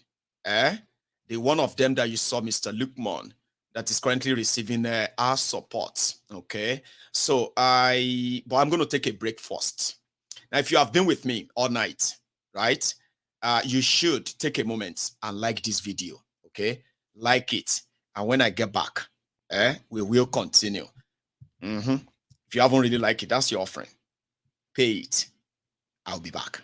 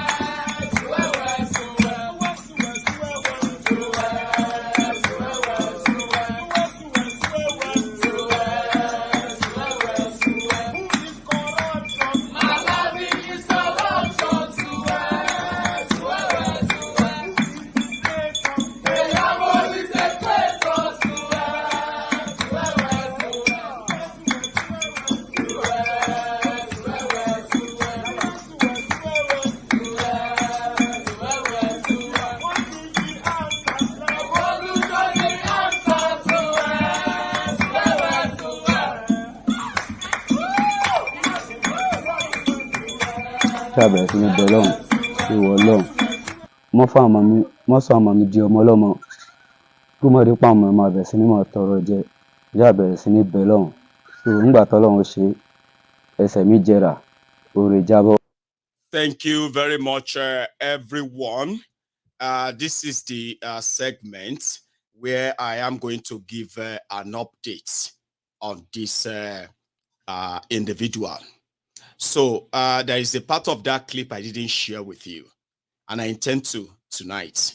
And I also have, a bit of an extra to share with you on our, on our activity. This one, I'll make sure it's not an emotional one. Okay, it's going to be, our visit to school children and what we did as Yoruba Union.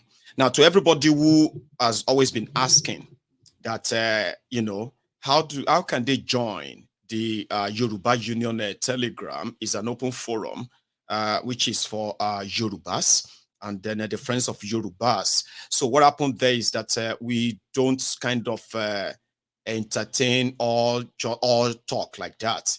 We raise issues that concerns our people and our community and all that, and see how we're going to be able to kind of help. What can we do? And all of that. Okay, that's what we do. All right. So if you want to join us, it's a voluntary organization. Joining us means that you are volunteering to be part of those who are also going to be our advocates out there or our sponsor. So I want to say thank you to everybody who has been very much supportive of the union. And as I told you before, we will be taking charge of the medical treatment of Mr. Lukeman. Okay, there is more that I wanted to share with you from his story that I didn't finish the last time because it was too emotional, right? So I'm going to do that tonight. Then I'm going to add another one. Then I'm going to open the line. Then we can talk. So if you are probably going to leave, just make sure that you like the broadcast before you do. I will share the link to the Telegram in the comment section to everyone who wants to be part of it. Just, anyway, let's do this.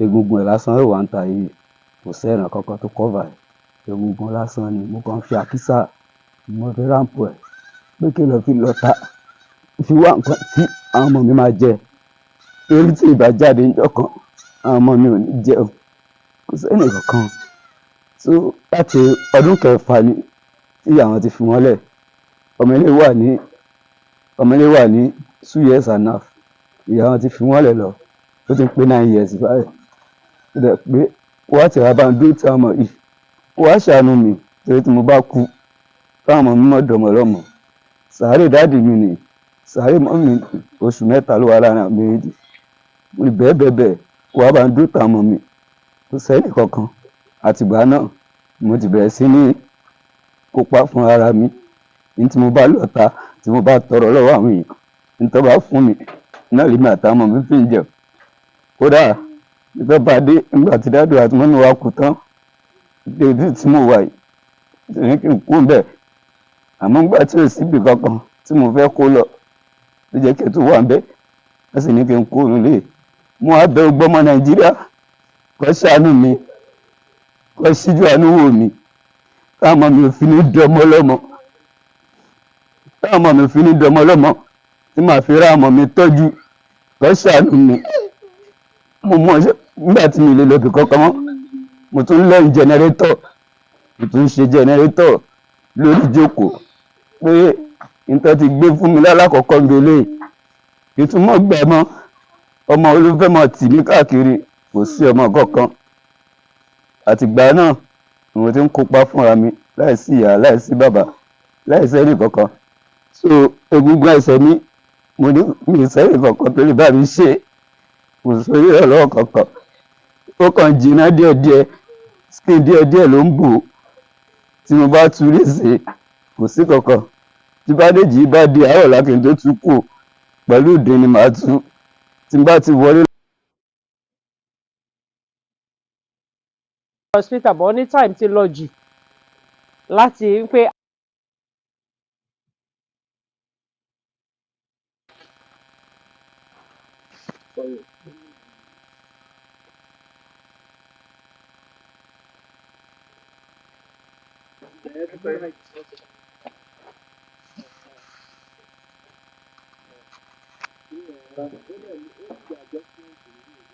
No, breaking. Ó ti dúró.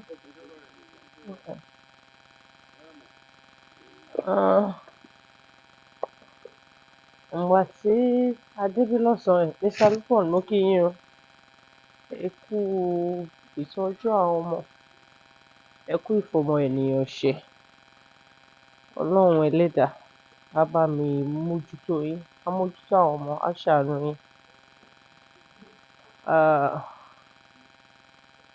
Mo mọ nǹkan tí mo lè sọ mi mọ bí n ṣe fẹ́ rọ̀ yín lọ́kàn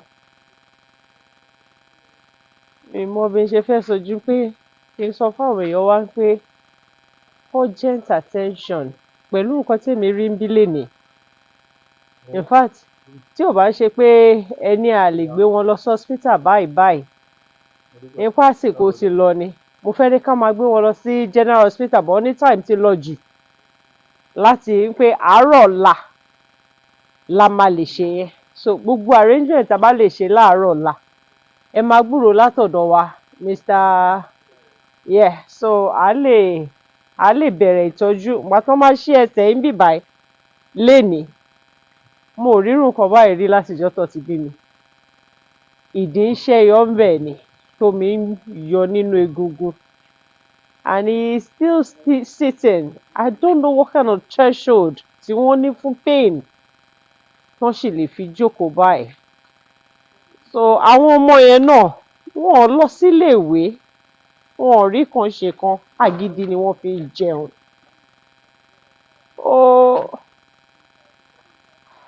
Ọlọ́run á mójútó gbogbo wa àwa náà á mójútó yín Mr. Lukman o. Yoruba Union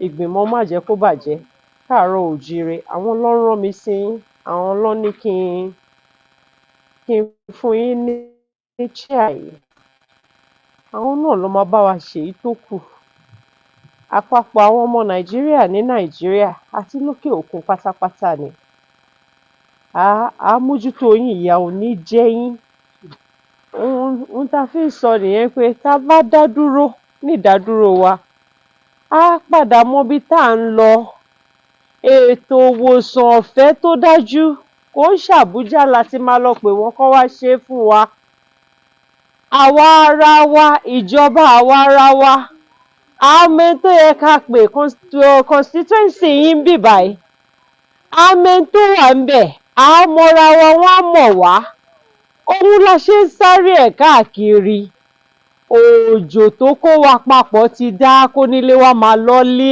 ẹ̀ lára kónílé wa máa lọ́lé ẹ̀ kan la wà nú ẹ̀ yìí nítorí pé tónílé bá ti dúró ńlé ẹ̀ ni a ti mọ bí tá à ń lọ ìwòsàn ọ̀fẹ́ á ti dọ́dọ̀ wọn so àmọ́ báyìí máa bẹ̀rẹ̀ rìn láàárọ̀ ọ̀la kẹ́ múra sílẹ̀ àárọ̀ àwọn wá bàbá yẹn máa gbé yín lọ hospital before the end of the week ẹ máa rí èmi náà bí màá padà wá àwọn ọmọ báyìí máa ṣe dẹ́nu àwọn ọmọ yìí jíjẹ mímu wọn àti lílu àti láti lọ sí iléèwé wọn ó ti di tiwa o kọ́lọ̀ ń ṣàánú wa dé ẹ ṣe Mr. Lukman ọlọ́run á bá mi dúró tì yín á bá mi ṣàánú yín o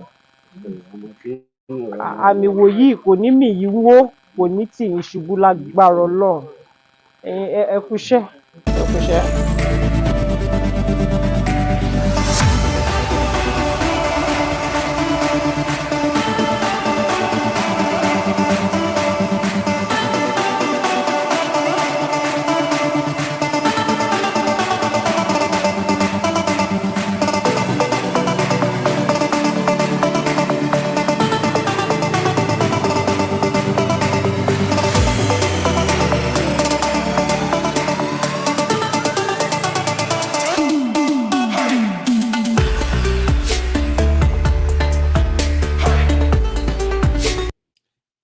Just like I said, all right, among others, or I mean, among other people that we have also kind of visited, his own case has become our priority. So as I'm talking to you right now, we already have responses that has crossed 1 million naira. So last night we saw responses from our people who put in nearly 300,000 naira into the Karo Jire's official bank account in Nigeria. And at my own end here, I already have over 800 pounds.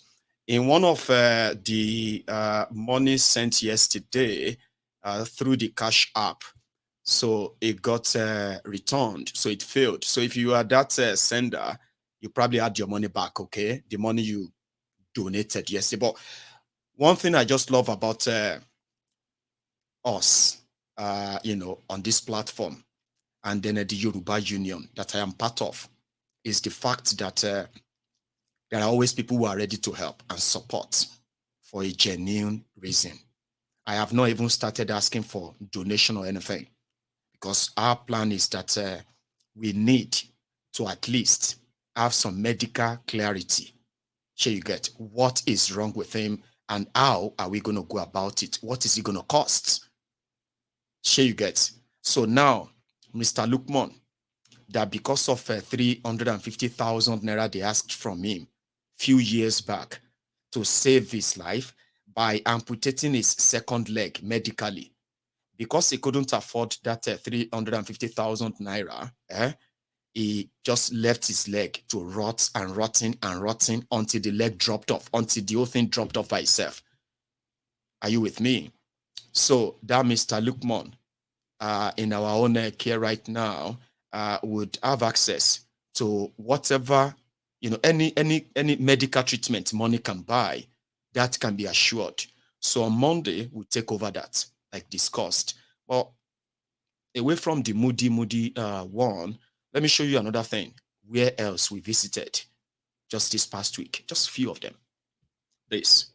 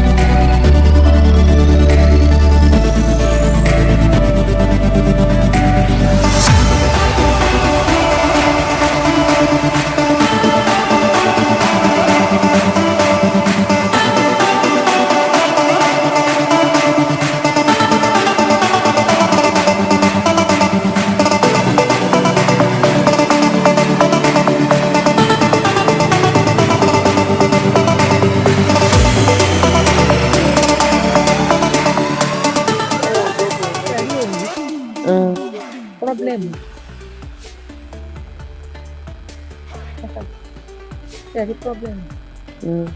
Àti identify lọ títí ju pé o lè rìn several times ó ti lọ sí complex kò sí my sister kò sí kí ni mo lè pè enough financial problem ni tiẹ̀ yìí because fẹ́ ṣe gbogbo wọn tó wà lóṣẹ̀ yìí lọ́kọ̀ ní wọn fi dumping ground ni the federal government ló fún wa lóúnjẹ wọn but how to take care wọn lọ́sọ̀ lọ́sì. mo òun ò tiẹ̀ wọ́n dà pé ó ń jẹun rárá. My sister fẹ́ràn mi láàárọ̀ yìí ẹjọ́ ẹ má bínú ọ̀nkú àǹtí mi ẹ má ní mo rán yín iṣẹ́ ẹ gba bíbà ẹ lọ wo oúnjẹ tó ń jẹ láàárọ̀ ẹ gba bíbà yìí lọ ẹ gba bẹ̀ yẹn oúnjẹ àárọ̀ wọn òun náà ṣe yẹn mọ́ínmọ́ín àti ògì ni náà máa mú láàárọ̀ ọ̀sán ráì àbí fẹ́ràn mi ó kúkú lè sọ̀rọ̀ bó ni mo ṣe ń fún yín lóúnjẹ ẹ̀ẹ̀mẹ́ta ojúmọ́ wọn ó pé bẹ́ẹ̀ tó yí tó ń ba jà nínú òun ló ń àfẹ́ tiẹ̀. wọ́n ṣe gbé lọ sí hospital. mo fẹ́ pé mímú ẹ̀gbẹ́ fẹ́ lè gbọ́dọ̀ tẹ̀ pé mo yìí láìsí kéèyàn máa ṣe nǹkan kó máa dàbí pé èèyàn ń fún rẹ̀ ní gbódúdú ṣán tẹ̀ pé tẹ́ bá gbọ́ voice mọ́mí ẹ̀ òun gan á tún put more light on it àbí tí mo sọ yé yín kó má dàbí pé kó má dàbí pé mo mú lérèfé yá mo àwọn gbọ̀ngàn.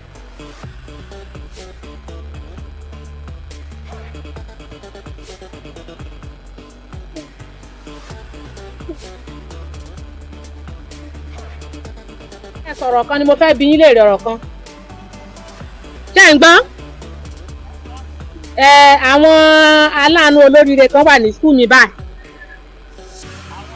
aláàánú olóríire kan wà ní skul mi báyìí so wọ́n wá rí fẹ́ràn mi ṣé ń gbọ́ wọ́n wá rí fẹ́ràn mi bó ṣe rí mo fẹ́ kẹ́ ẹ sọ̀rọ̀ nǹkan tó ń ṣe gangan.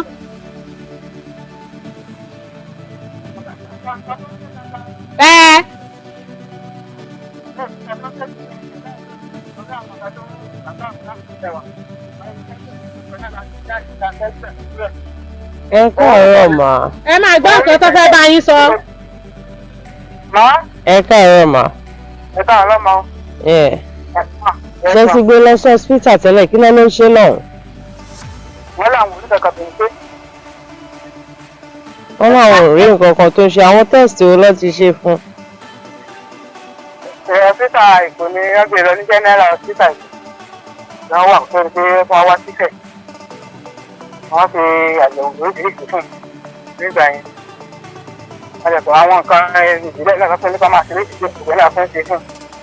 Ṣé ó máa dìde láti ní ọwọ́ ọlọ́run nìkan ló kù táwa ti dé lọ́wọ́. Ṣé ó ń rìn tẹ́lẹ̀? Ṣé ó ń rìn tẹ́lẹ̀? Wọ́n rìn tẹ́lẹ̀. Wọ́n ní ṣó ti rìn tẹ́lẹ̀ rí? Ó ti rìn rí ní kékeré. Torí nǹkan tí wọ́n ń sọ bẹ́ẹ̀ tí wọ́n ṣe ń sọ bẹ́ẹ̀ ni wípé ṣe rí bó ṣe ẹ̀yin náà mọ̀ bó ṣe rí àbí òye yín sì yín ṣe àǹpá àwọn kòkòrò kan wà àǹpá àwọn kòkòrò kan wà lára rẹ̀ ṣe bí iná ọ̀run tó wà lára rẹ̀ kòkòrò wà lára rẹ̀ ṣe àmọ̀ pé ó ti lọ tẹ́lẹ̀ bẹ́ẹ̀ tí kòkòrò yẹn tó wá sọ báyìí láàárọ̀ yìí ó tún wá sọ níjẹta àbí òye yín sì yín so òun náà ṣe ń béèrè pé kí ni kókó ọ̀kan tó ń ṣe gan bóyá kòkòrò yẹn ló ń dà á láàmú nínú ẹ̀. ṣé yẹ ṣẹ́ẹ̀dí mi ì lè parọ́ fún yín ṣẹ́ẹ̀dí bá níjọ́ tá a bá ti wọlé tá a máa ti mú wọn wá ẹni mọ́ṣẹ́ méjì ẹni ọ̀kan àpọ̀lọpọ̀ wọn àbí òye yín sí ẹni rí dèdè ẹni tí ò dẹ̀ rí mo ṣáà ń tẹ́kì àwọn bó ṣe yẹ tẹ́mi tẹ́kì àwọn gẹ́gẹ́ bí ọmọ mi so tó bá di midterm tẹ́ bá ní kán wá nǹkan lè lóhùn ò ráyè òun lọ sígbà wọn mostly almost 40% wọn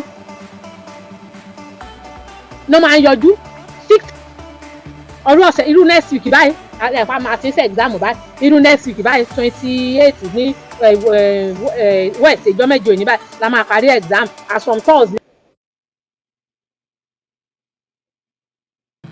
Among others. Nǹkan bí náà kò dúpẹ́ fún wa. Ní orúkọ ọ̀gá iléèwé Mrs. Kọ́mọláfẹ́ AO mo dúpẹ́ lọ́wọ́ Yorùbá Nation Yorùbá Union lágbára Ọlọ́run ẹ̀ ní dààmú gbogbo nǹkan yín tó ń mí àti tí ò mí èṣù onífọwọ́ ìbànújẹ́ kan ibi tẹ́ ẹ ti mówó tẹ́ ẹ fi ṣe àwọn ọmọ ẹ̀ láàánú èṣù onífọwọ́ ìbànújẹ́ kan o ẹ máa lọ re ẹ ó máa bọ̀ re lágbára Ọlọ́run nínú òní tán lọ́wọ́ yín o àwọn ọmọ yín wọn ní dàdàkudà lórúkọ Jésù gbogbo ìlọsíwájú yín lórúkọ Jésù ìgbéga lọ́lọ́run á máa bá mi ṣe fún yín ẹ ní dààmú lágbára Ọlọ́run ẹ̀yin ọmọ Esther ó yá bá mi dúpẹ́ lọ́wọ́ wọn. Ẹ ṣe máa ó Esther Ọlọ́run á máa gbórin yín sókè o Ọlọ́run á máa gbé yín ga o ìbùkún látòkè wọn Ọlọ́run á máa pèsè fún yín o. Ẹ ṣe máa ó. Samson ẹjọ bá mi tún Samson mọ́lú. Ẹ ṣé mo dúpẹ́ o ọkàn yín á balẹ̀ nínú Kristi. Samson ó yá bá a dúpẹ́ lọ́wọ́ wọn. Orúkọ Jésù. Àmín. Orúkọ Jésù. Àmín. Bàbá mi àtọ́lá wọn, àwọn dúpẹ́ lọ́wọ́ rẹ̀. Ayọ̀ lógo Olúwa gbọ́ pẹ́ wa. Olúwa gbọ̀nyàn. Ọ̀dẹ́dẹ́ mọ́mẹ́rin ló ń dáhùn. Olúwa gbọ́ pẹ́ wa. Olúwa. Ẹ̀dá ànúgbà, ẹ̀dá nítorí rẹ̀, ẹ̀ní tuntun, ẹ̀ní yàwó, aláàánú tó dá aláàánú tó wà nìkan, nítorí wà wá. Àmín orúkọ Jésù. Praise the Lord! Praise the Lord! Fẹ́ràn mi, ó yá wá dúpẹ́ lọ́wọ́ wọn.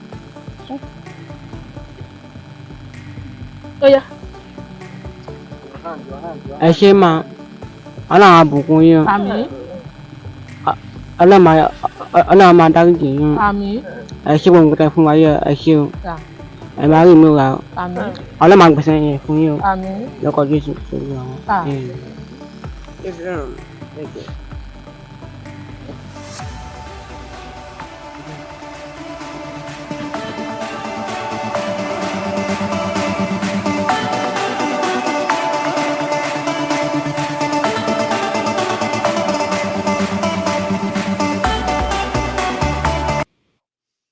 Thank you. We have others too. I'm going to share some of them still with you later, okay? But that's another touchy one. I know a lot of you have questions, and probably in your comments, I can tell, people who are asking that if how can they support and the rest, okay? You can support Yoruba Union, right? By using that our Nigerian account, as well as any of those links there. Whatever you give will be delivered. Prayer docent, I got your message, ma. It's actually part of what we can count on right now as, some handheld cash that we are actually using for Mr. Lukeman himself from Monday. I'll keep you all posted and updated. I just got another one from, from a donor called Olumide Akinwumi. I got yours. Thank you. And the fact that I just mentioned a donor who sent this even before we start fundraising. So I'm going to just mention others too. Yeah. Prayer docents. I got yours. And then I got from Oluyori Clifford. I got yours too. Then before that, I got one from, okay, that was for me. Thank you, prayer docent. So prayer docent gave me money, and that's me just seeing it anyway. So yeah, then before yours, we got about 600 pounds, which was from one single individual giving over 500, another individual giving over 100, nearly 200 pounds. So yeah, I will put all this together and then let you know. For now, I think we have enough to start any medical treatment for Mr. Lukeman. And yes, if you have to support us, use any of those links. Another observation is that why is it that whenever Mayegun is showing up about the Yoruba Union stuff, that everybody will just begin to leave from over 3,000 down to 2,000 plus, Abi? No, that is normal. All right. Number one thing is that the language. A lot of the people who watches Mayegun, they don't speak Yoruba. So sometimes, right, at that point, when they can't understand what people are saying, yeah, they tend to just exit. I get what you mean. If you are Mayegun's friend or supporter, you should be my supporter to the end, shouldn't you? And thanks to all of you who stayed back. So I'm going to open the line now, and we can start our chats. I don't want to take that from you, okay? So, but again, if you want to support us, whatever is coming on, you will be updated at a certain time when we begin to act. So we are having our leadership meeting tomorrow. All the union leaders, get ready. We have a meeting tomorrow where some of these decisions are going to be taken. Mayegun is just I'm just here as a convener. So thank you. Now I'm going to go make myself another cup of tea, okay? So when I get back, now you can call in, we can take calls, have a chat, Remember where we started from, right? Kolu, and then Wike and the rest of them, the judiciary, the pressure, and every other thing, right? If you haven't really liked this broadcast, maybe you should. Now, I'll be back.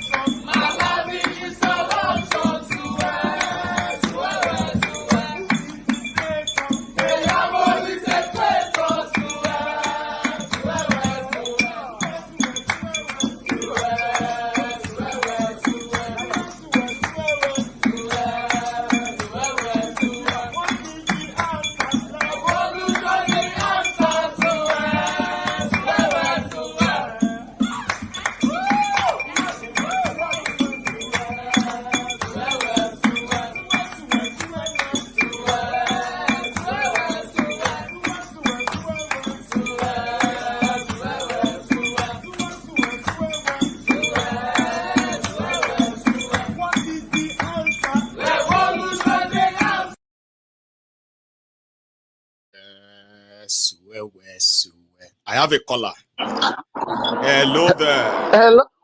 Hello, Mayagu. How are you doing today? How are you? I am doing fantastic. It's fine from San Diego, California. Great. Yeah, Mayagu. I don't know if I sent you a token in your Cash App. I don't know if you've seen it.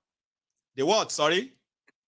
I sent you a support token on your Cash App. Okay, Cash App. Support. I'm gonna check. Yeah. I haven't yet, but of course I'm gonna see it. I know.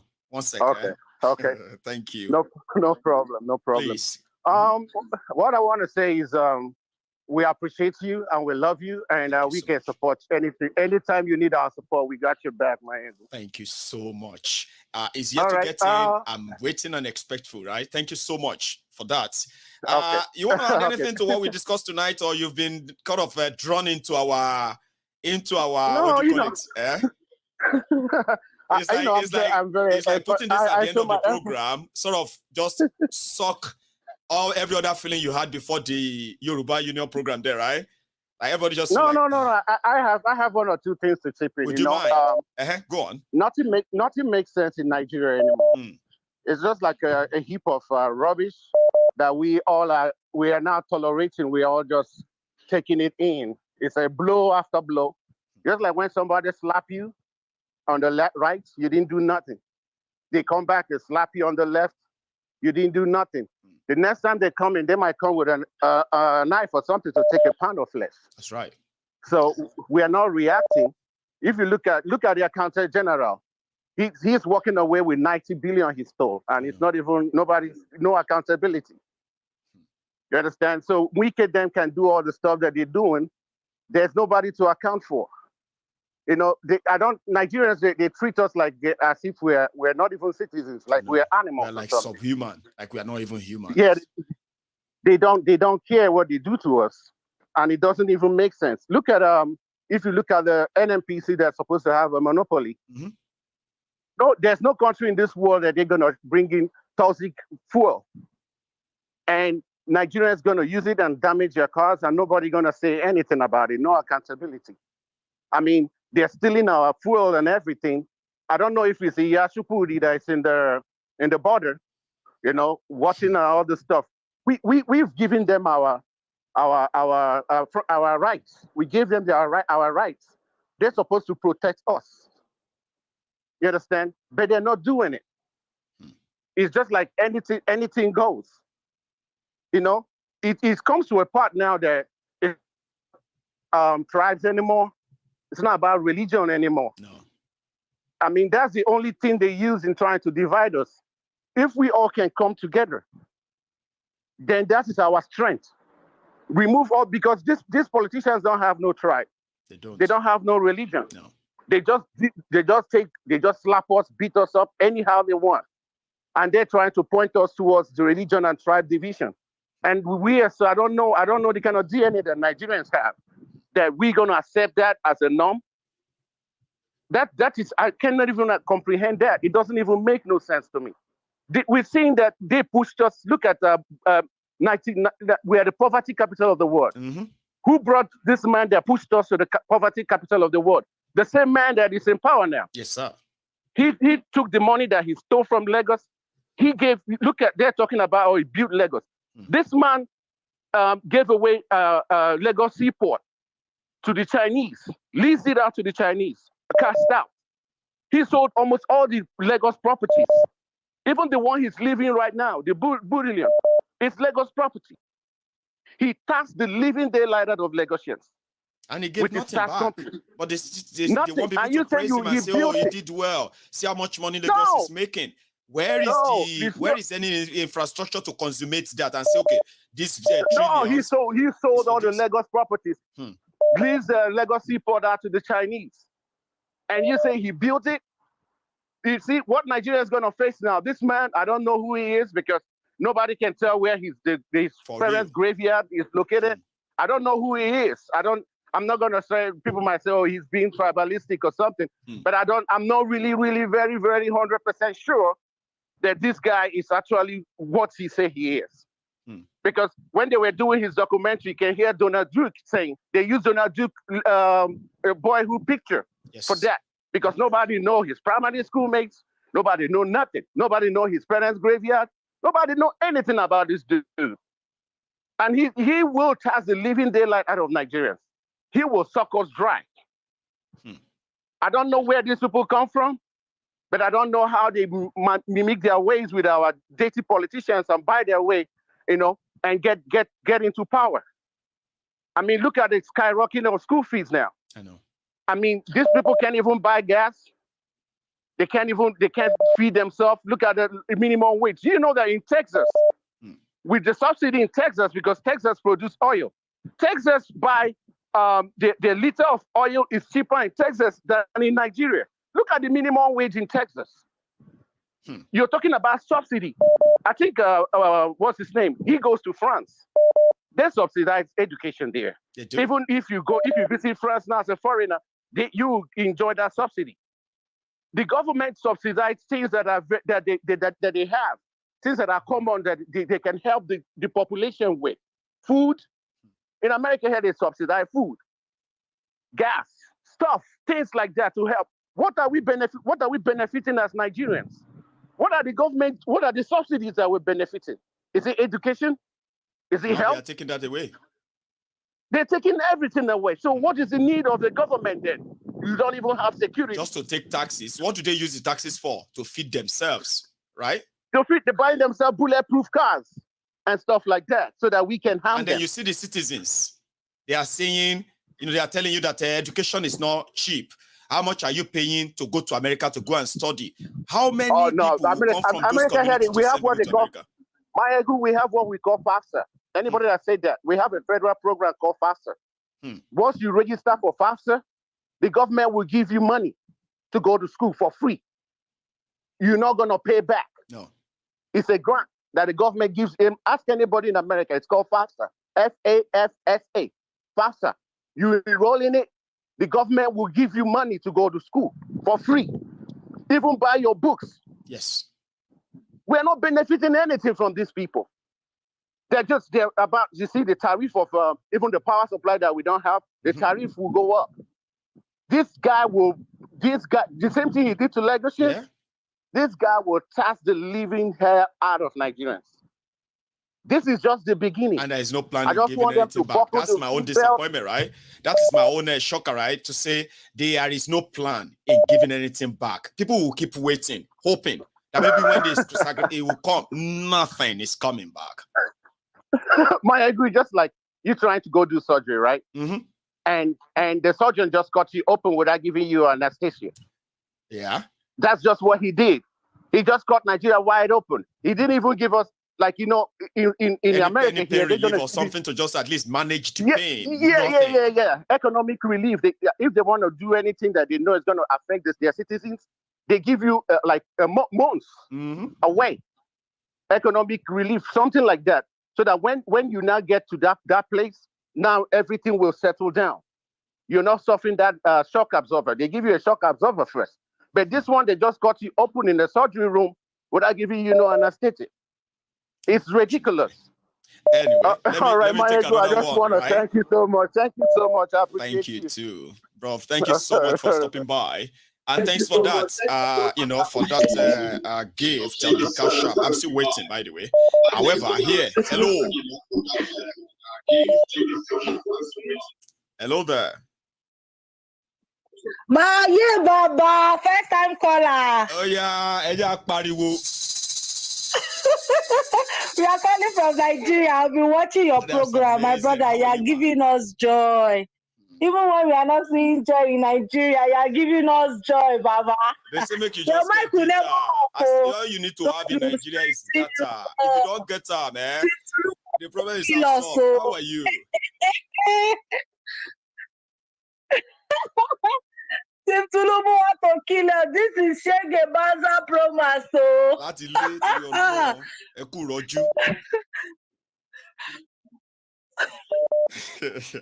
Anyway, can you hear me, ma? Yes, I can hear you, sir. Right, so I'm just telling you that and deal, because what can one say to you right now?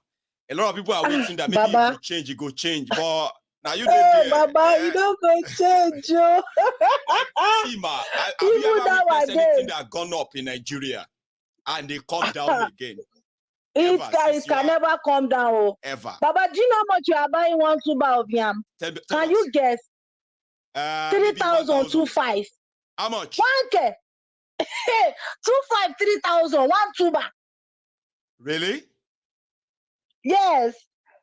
And when you say 1 tuber, how many people will hit that 2,500 tuber? How many people? Like, see, roughly. Baba, when you want to cook that yam, if you are family of 4 and you have kids, you can manage 1 tuber. But when you have grown-up adults, you'll be living like 2.5 tubers of yam to feed. Can you imagine? So yes. That means some people will have to, people also that are beginning to like ration what they eat now. They say, you know what? We know they eat yam for now, except exactly. I don't even buy yam like before. Before I would go to the market and buy 10 tubers. Now I will just look at the yam and move away. Sure, you get. Say, you know what? No, I don't really like yam. But maybe end of the month. Let us substitute. You know? Baba, now what they stop now? Even people are trekking. Honestly. God, Tulumbu no try at all. Tulumbu no try. And I did not vote for this guy. I did not. See, imagine. See the effort where you put. Thinking, say, can you imagine? Your one single vote will stop him. But here you are about to get stuck with him. And you're like, I didn't even choose him. See how disappointing and how breaking that would be. In fact, they have really sold out Nigeria in all sincerity. Look at the money that is being borrowed from World Bank. Look at his breakdown. Look at his breakdown. It's giving judges 35 billion naira. It's giving House of Assembly 70 billion. And it's not giving the masses how much? 80,000 naira. Even my child, I have 3 kids. My child in a week spends more than 8,000 naira. See, one child though. By the time I'm telling you, I actually feel for all of you who have children in Nigeria right now, whose children, right, are still young. You know what I feel for you is this: you are the MVP that people don't talk about. You are the people who are going to make some adjustment that you don't want to make it too obvious. You know what I mean? Like, this is the economic adjustment that is shocking, surprise, like unexpected, kind of, right? Then you have your family around that you have to like fit into it. And yet, you are not every day on the street screaming that, oh, we go destroy everything. Oh, you are the MVP. I'm telling you, imagine.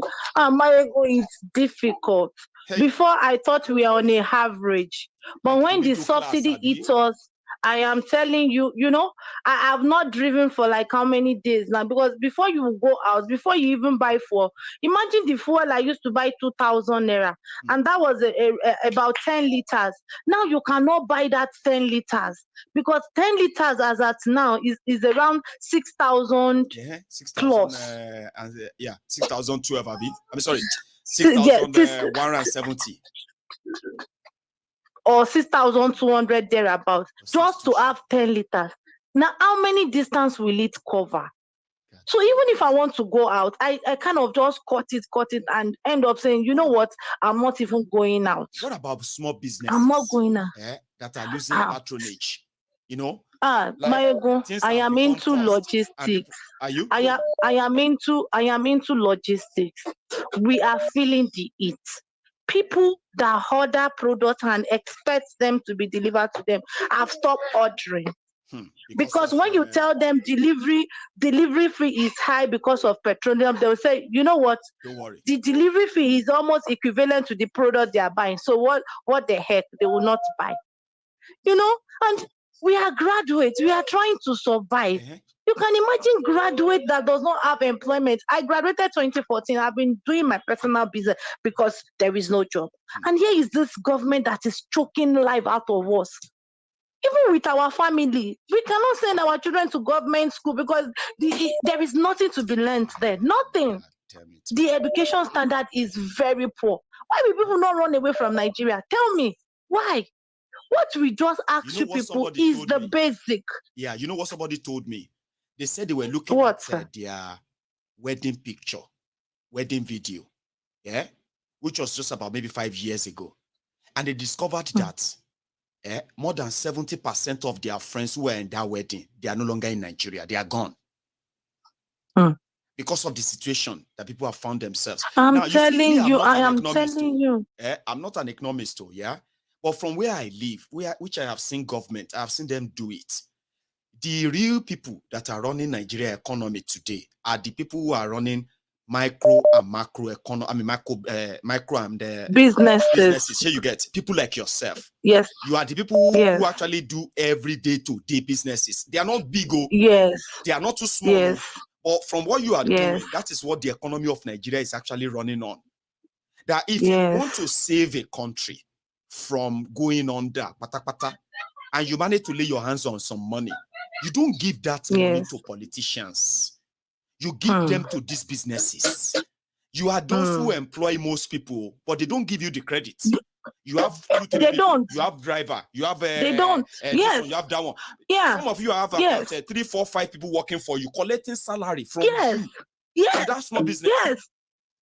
All of these things, they are choking you and sending you out. In fact, is it their talks that disturbs our rider on the road? Multiple taxation? Is that what we want to talk about? As in, Nigeria is just so lawless. It's so lawless that you will try everything hard and you will be making peanut out of your hard work. I hope these leaders will wake up one day and realize that there will be no Nigerian again with the way they are doing. There will be no Nigeria. Because everybody is just trying to hold on to something. Are you saying if I see a means to leave Nigeria, I will not leave? I will leave because I'm trying to work hard. You go at it and then you know what I mean? I'm trying to work hard and these people are just choking us. At some point, we just say, you know what? We are just tired. It's not worth it. We are tired of everything. Now, look at the riders we employ. How much do we give them? We pay them 60,000 naira, 50,000 naira. Now, those riders are saying, madam, you know what? You know there is a subsidy now. We cannot collect this money again. You have to increase our salary. So how do we survive? Need to increase your charges too to your customers. And the customers too, they will say, you know what? Don't worry. I'm fine. I'm not buying. Do you understand, Mayego? Do you understand? Life is, I just want to use this means. I don't know whoever that is up there. If Tinubu really, because right now, the power is in his hand, whether we like it or not. I know I did not vote for him. I know some people who voted for him that are regretting now. Now they just started their shaking. They've not seen anything yet. But we are still holding on to because we don't have means, we don't have power. If this man really want to help us, let him reduce food. Let us buy food at let food not be expensive. It should not be costlier. That is number one. Food. Everybody is a basic thing. Everybody need food. Number one is food. Whether you go and give farmer money for them to be selling their product at a lesser price, fine. Everybody will be happy about that. Number two, create available buses, free buses. Even if their train is well working, maybe they have BRT. Let them tell us that all their BRT don't pay money. As long as you are a citizen, just be entering that BRT for free. You will see people will not complain. Is the BRT, does it not belong to government? At least it's your tax money as well. But unfortunately, sorry, it's like BRT is you know one thing about BRT, man. They use Lagos money, right? They use Lagos name to borrow money to start BRT. They now give that money to a private company from these guys who are families of Tinubu, right? So those one now set up a company, call it Primario. So you Lagosians, you are paying back the 50 billion naira loan. But the owners of the Primario, they are cashing out on the profits. That's the story of BRT. Can you imagine, you may never get it for free. You may never. Can you imagine? Even the train that is working at the Butemeta, maybe is for them. And all this, there are some people they come from Ota. Up on it. And here now, it should be free. So this they know the right thing to do, but they are not doing it. They are not doing it. Tinubu, he has, even if he does not have sense, the people among his caucus, they should borrow him some sense. Now they hear him now. And they should borrow him some sense. You understand? It's not. We don't even need the 8,000 naira palliative because it will not even get to the people that want it. And the 8,000 naira is even is very insultive. You can imagine a grown up. 8,000. Please let us do calculation. 8,000 divided by 30. 1 day is how much, Mayegun, please? Well, is it up to 100 naira? You see me, I like doing it this way. The way I do my own math. First, you would divide 8,000 into 4, which make it 2,000 per week. So how many days do we have in a week? 7. Okay. So then you can say 8,000 naira will bring it down to somewhere around the 270 naira, 300 naira a day. Now, if can you imagine? 4 kids. Household of no, it's not even 4 kids. Let us start from a child. Okay, a child. When a child wants to eat food, 200 naira food for in the morning. 200 naira is not even enough to take a meal. I'm not talking about a whole day. We have morning, afternoon, and evening. Now you want to do ratio breakfast. 2 to 3. Now you just do breakfast. You will skip lunch. And do dinner. Mayegun, 200 naira is not enough. Do you know there is no 100 naira rice? If you want to go and buy food outside, I mean, all those committee advisors in Tinubu's cabinet, did they even talk to that man before him coming outside to come and say 8,000 naira? That man has he even spent 8,000 naira to even eat a meal before? That our president that is talking.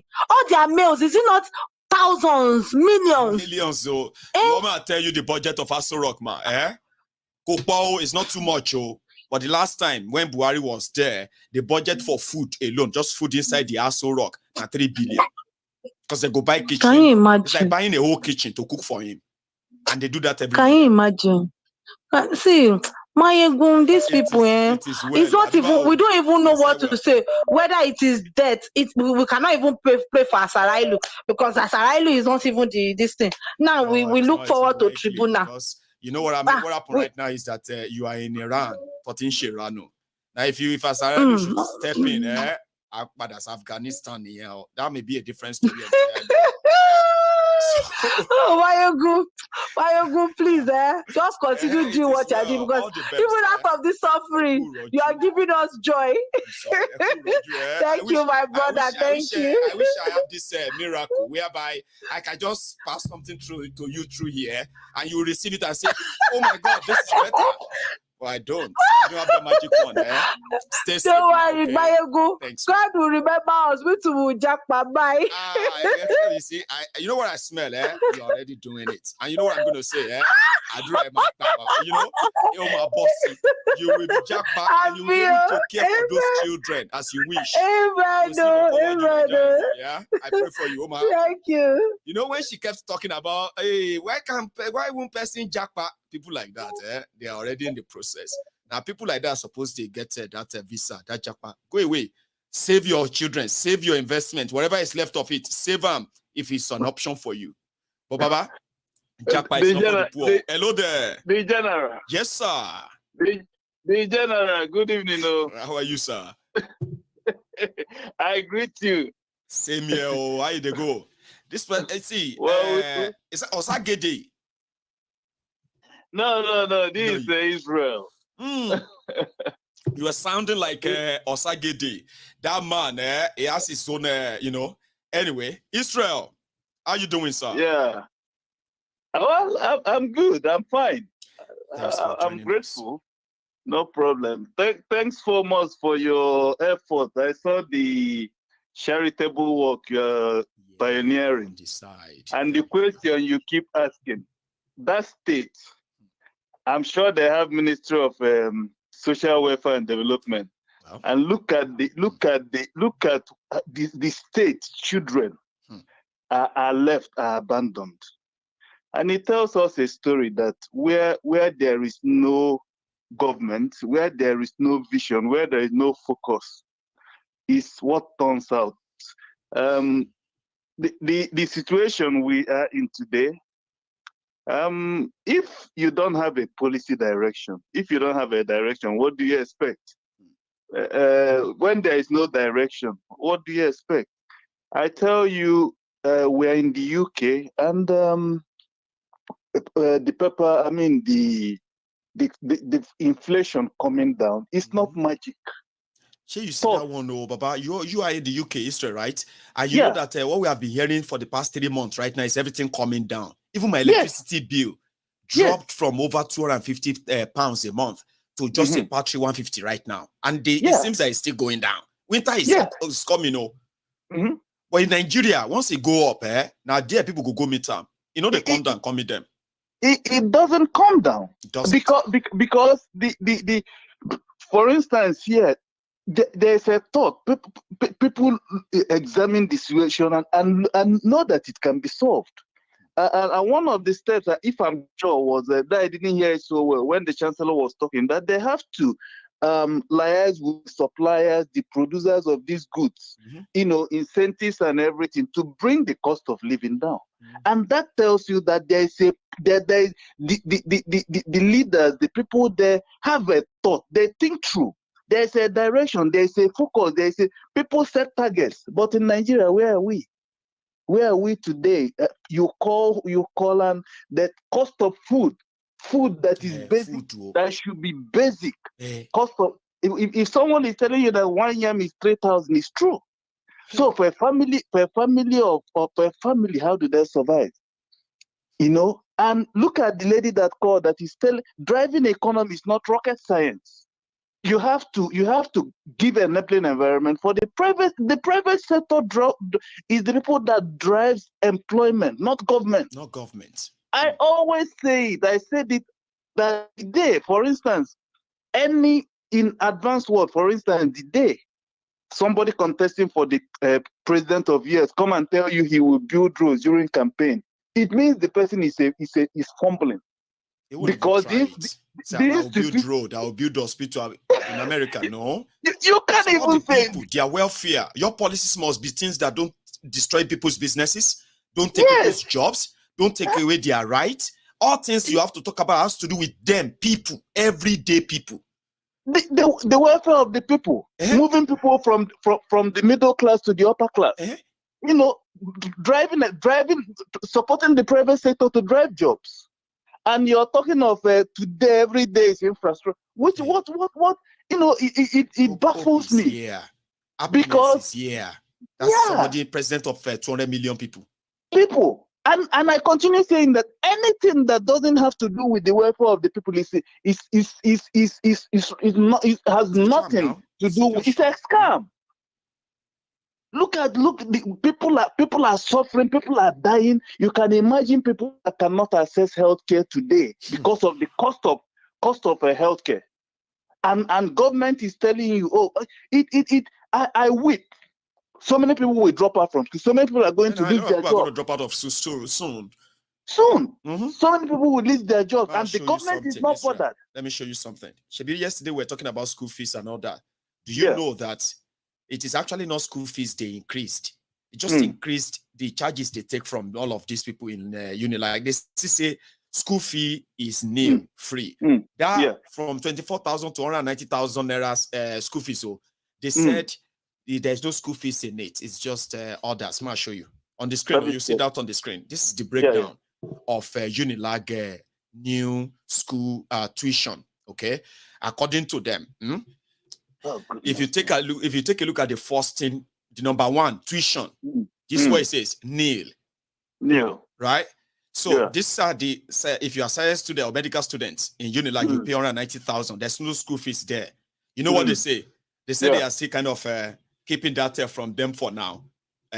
You know what I mean? Like this announcement of 190,000, 140,000, 100,000, they are just like a normal announcement to say everything don't increase. So, but the school fees, we have not included that, and they will soon include that.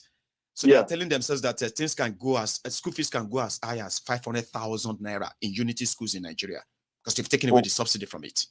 So for a family that have four people in the university, it's just talking of school fees, they can't cope. You haven't talked of the discourse are saying that they have to increase the tariff. Then, so what you then ask, where there is no vision, where there is no purpose, where there is no focus, how can we continue this way? Nigeria this is a 60-year-old man, still dangling. Today we talk of, we go forward one step and go back 300 steps backward. I weep honestly, because it breaks my heart. At that point, that is when people will be like, you know what? Only God could just help Nigeria. That's when people have nothing else to say. They will be like, Omo, I don't think this whole thing just so tiring, right? Yeah. I'm like, you know. And the government is not asking questions that even look at countries of yesterday are giving us this ban. Yeah. The government is not bothered. People, the report I was reading the other day said people are selling their things that people are even. Just to feed. Now people are selling their stuff to feed right now. To feed. Whatever they can, until they will have nothing to sell anymore. Yeah, because it's painful when as a graduate, you know the potentials in you, and there's no enabling environment for you to thrive. What do you do? It's even worse right now. Somebody mentioned Japa just now, right? That Japa right now is becoming something that millions of them can only dream it, because if you don't have money, you can't jackpot right now. You can't. So you go and bring 15 million, go and bring 10 million. Your ticket is going to cost you 1 million, 2 million, 3 million to fly from Nigeria to, you know what I mean? These are the money that we are calling that are in far completely out of reach of the poor people. Yeah. Do you get what I mean now? Like we have 140 million living in abject poverty right now. 140 over. So everything is completely out of the reach. Opportunity is out of the reach.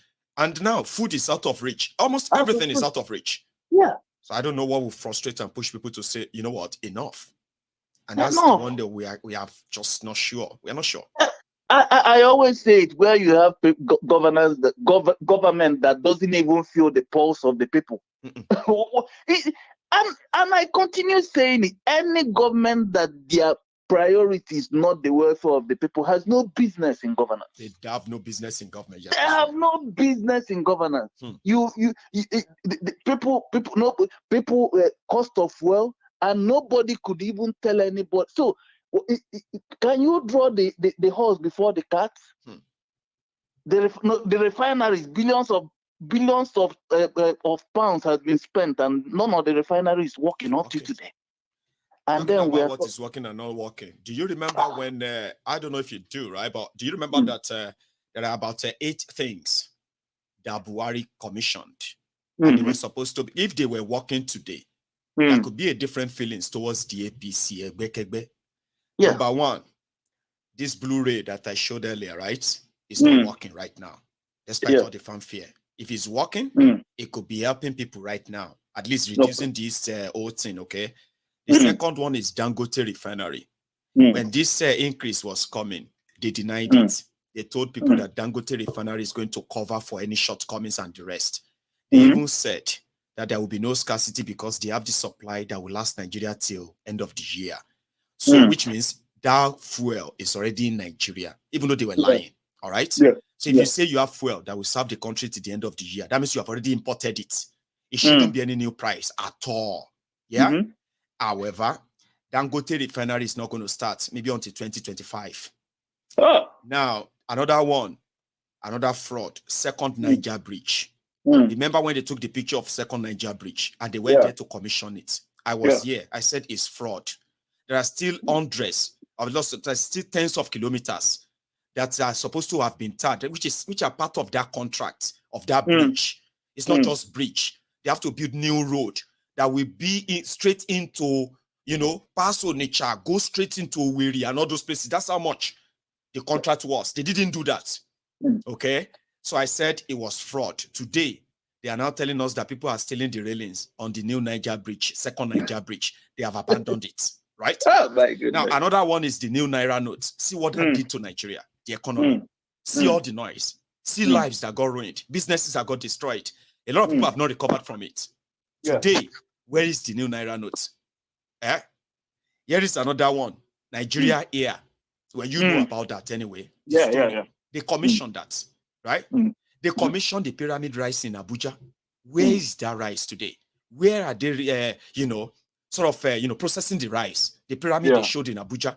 What is the effect of that rice right now in the food crisis in Nigeria? Here you get Bokwari commissioned that, remember? And the final one is that of the Siemens electricity, remember? They said Abba Kyari died because he contracted the coronavirus visiting Germany to do a meeting with Siemens to help Nigeria electricity. How far with that now? There's so many things that we kind of should be telling people that when they tell you something and I tell you don't believe them, I am actually trying to save a lot of people from the agony or the pain of expecting from liars.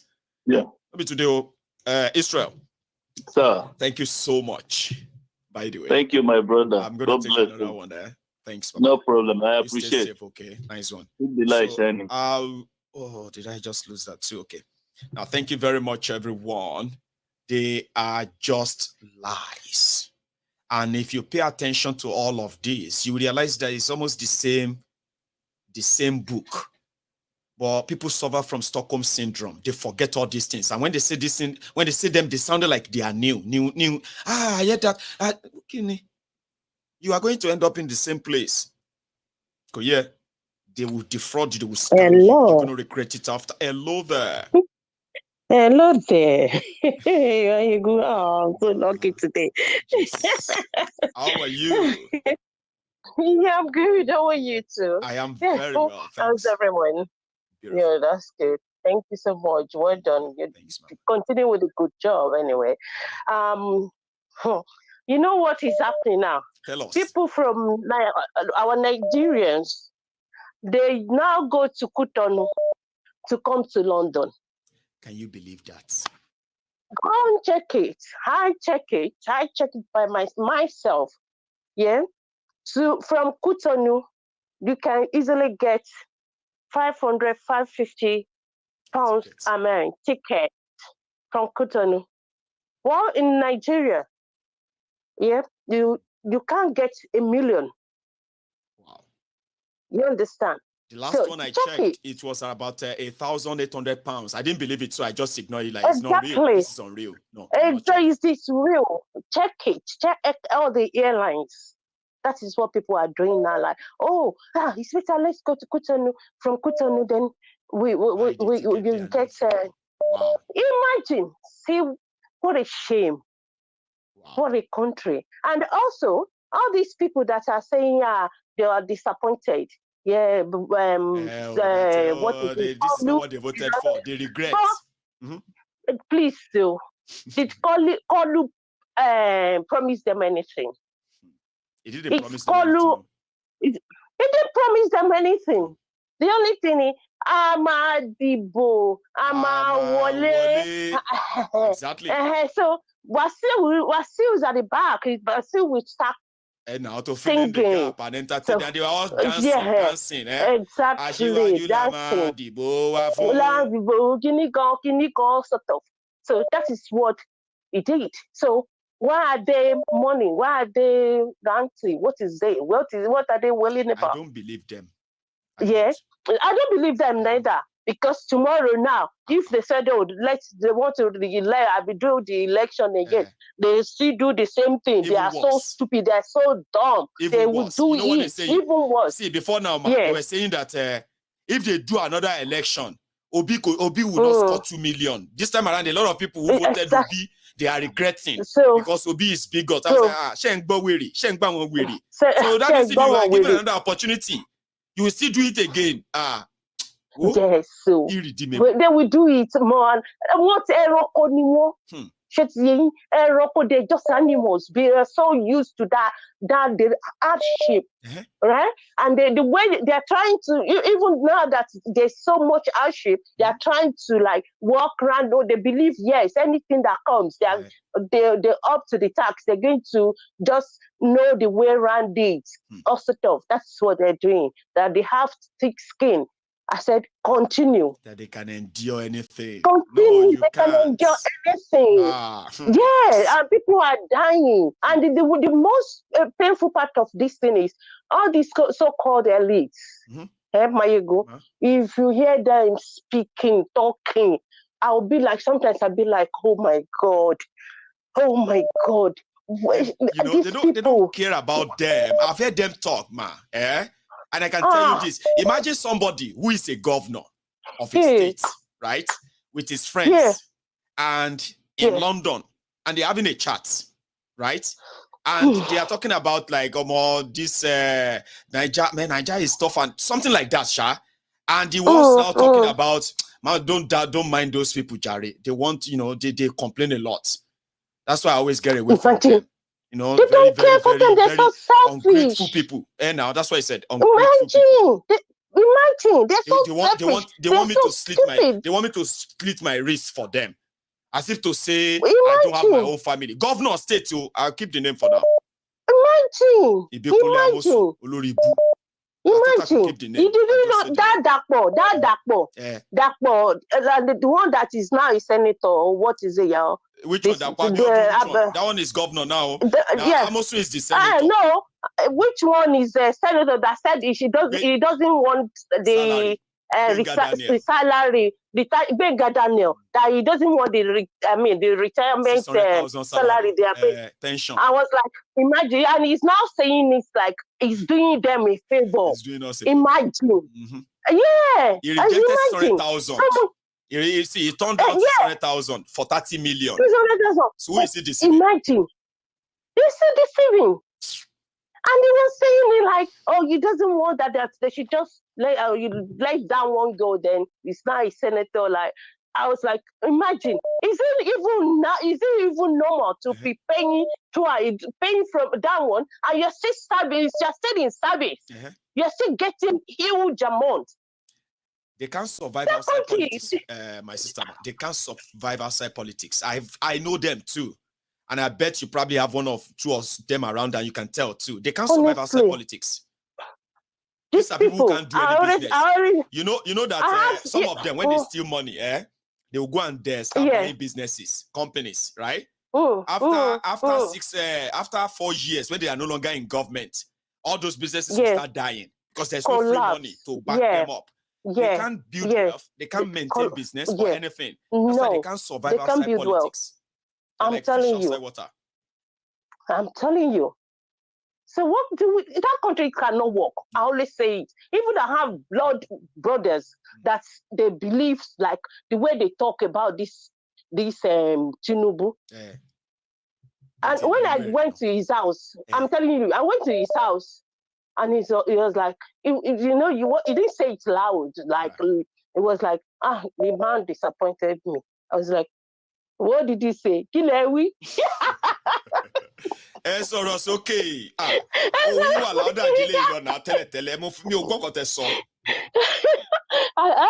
I mean, I'm calling you. Yeah.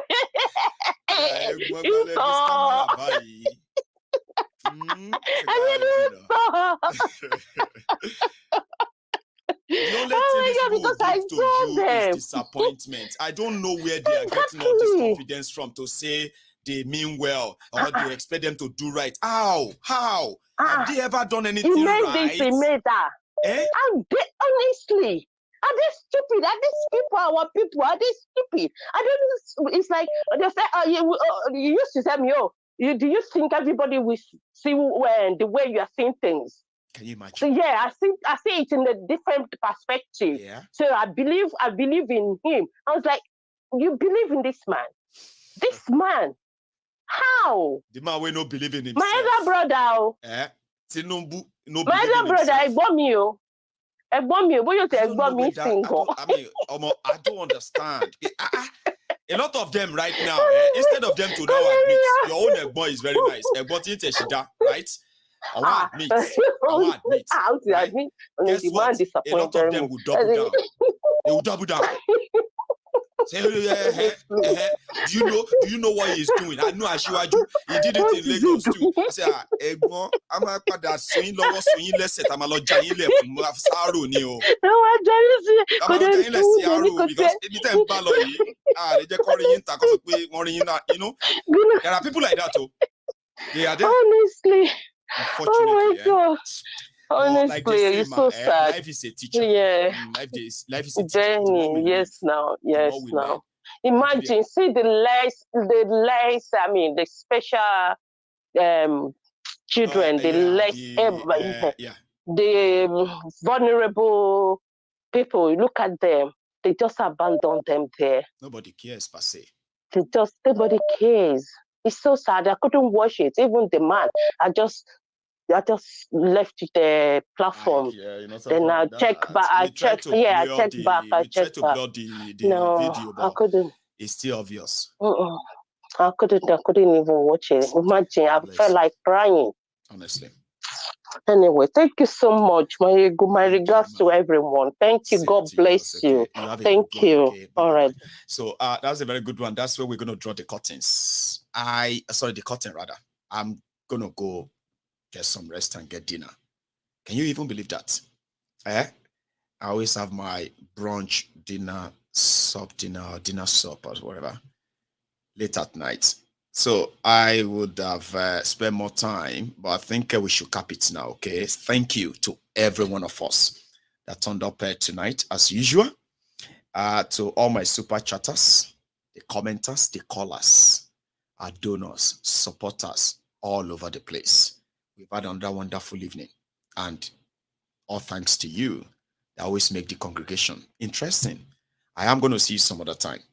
And until then, do not stop watching Mayegun. You will never regret it. Good night.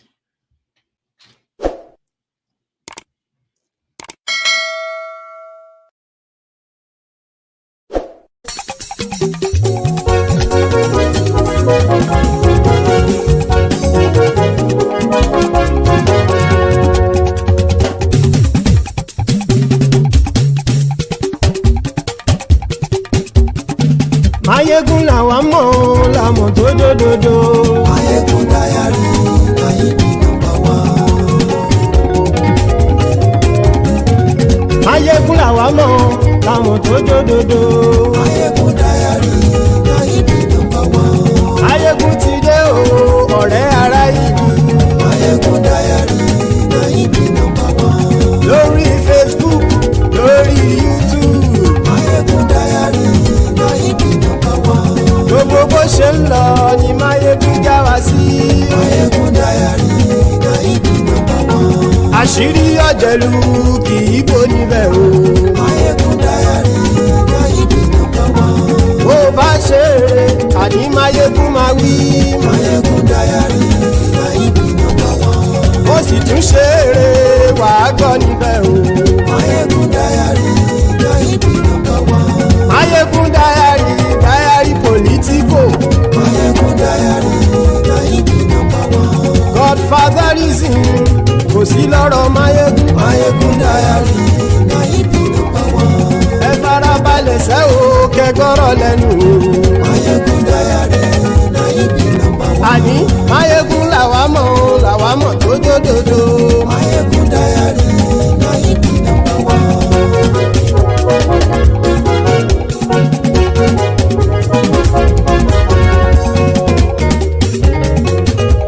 ẹ̀sùn ràkì.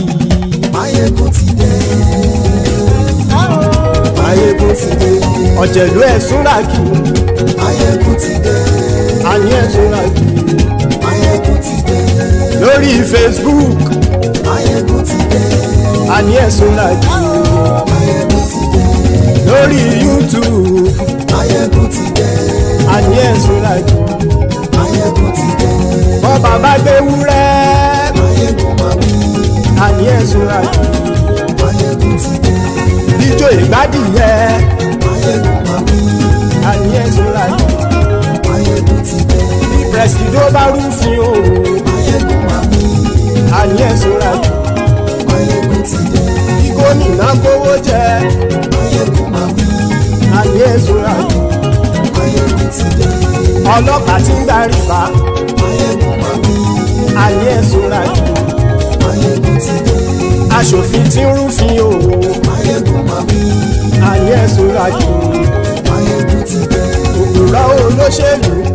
Máyégún máa wí. Àní ẹ̀sùn ràkì. Máyégún ti dé. Ọ̀jẹ̀lú ẹ̀sùn ràkì. Máyégún ti dé. Àní ẹ̀sùn ràkì. Máyégún ti dé.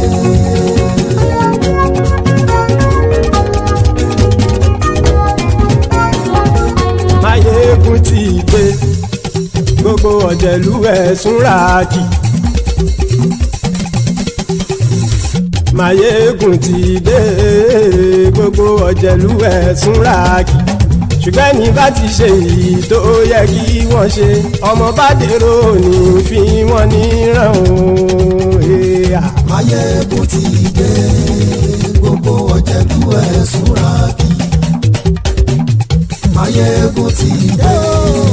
Gbogbo ọ̀jẹ̀lú ẹ̀sùn ràkì. Ṣùgbọ́n ní bá ti ṣe èyí tó yẹ kí wọ́n ṣe, ọmọ bá dèrò ní fi wọ́n níran. Wọ́n fowó bẹ́ẹ̀ o, Máyégún ó sọ pé wọ́n ò fẹ́ bẹ̀. Wọ́n fowó bẹ́ẹ̀, Máyégún ó sọ pé wọ́n ò fẹ́ bẹ̀. Oníkan ṣáàtì ṣe èyí tó yẹ kí wọ́n ṣe fáwọn ará ìlú tó gbé wọn débẹ̀ o. Máyégún ti dé. Gbogbo ọ̀jẹ̀lú ẹ̀sùn ràkì. Máyégún ti dé. Gbogbo ọ̀jẹ̀lú ẹ̀sùn ràkì. Ṣùgbọ́n ní bá ti ṣe yìí tó yẹ kí wọ́n ṣe, ọmọ bá dẹ́rọ̀ ò ní fi wọ́n níran. Kì máa yí ṣe eré, ọ̀rọ̀ yìí kì í ṣe ẹ̀fẹ̀. Kì máa yí ṣe eré, ọ̀rọ̀ yìí kì í ṣe ẹ̀fẹ̀. Ẹni bá ti lè lẹ́bọ̀ lẹ́rù o, ọmọ bá dèrò kàṣàyè tú wọn síta. Máyégún ti dé. Gbogbo ọ̀jẹ̀lú ẹ̀sùn ràkì. Máyégún ti dé. Gbogbo ọ̀jẹ̀lú ẹ̀sùn ràkì. Ṣùgbọ́n ní bá ti ṣe yìí tó yẹ kí wọ́n ṣe, ọmọ bá dẹ́rọ̀ ò ní fi wọ́n níran. Tẹnitẹni ọmọ Máyégún ọ̀rẹ́ ara ìlú mọ̀mọ́ ni mo fọlọ́hún ṣọ́ ẹ̀ bá kìlẹ́bù.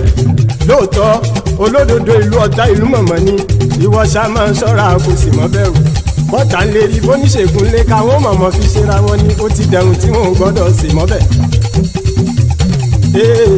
Èèpo ọ̀bọ lọmọ bá dérò tàjẹ́ ò gbọ́dọ̀ jẹ́, ó ti jọba lórí abínú ẹni kò sì mọ́ fòyà. Àìsíwọ́lu ní ẹnìkẹ́ ìgbódì ẹyin lábàrá o, ó kó ẹni tó bá dán wò á kàmù. Máyégún ti dé. Gbogbo ọ̀jẹ̀lú ẹ̀sùn ràkì.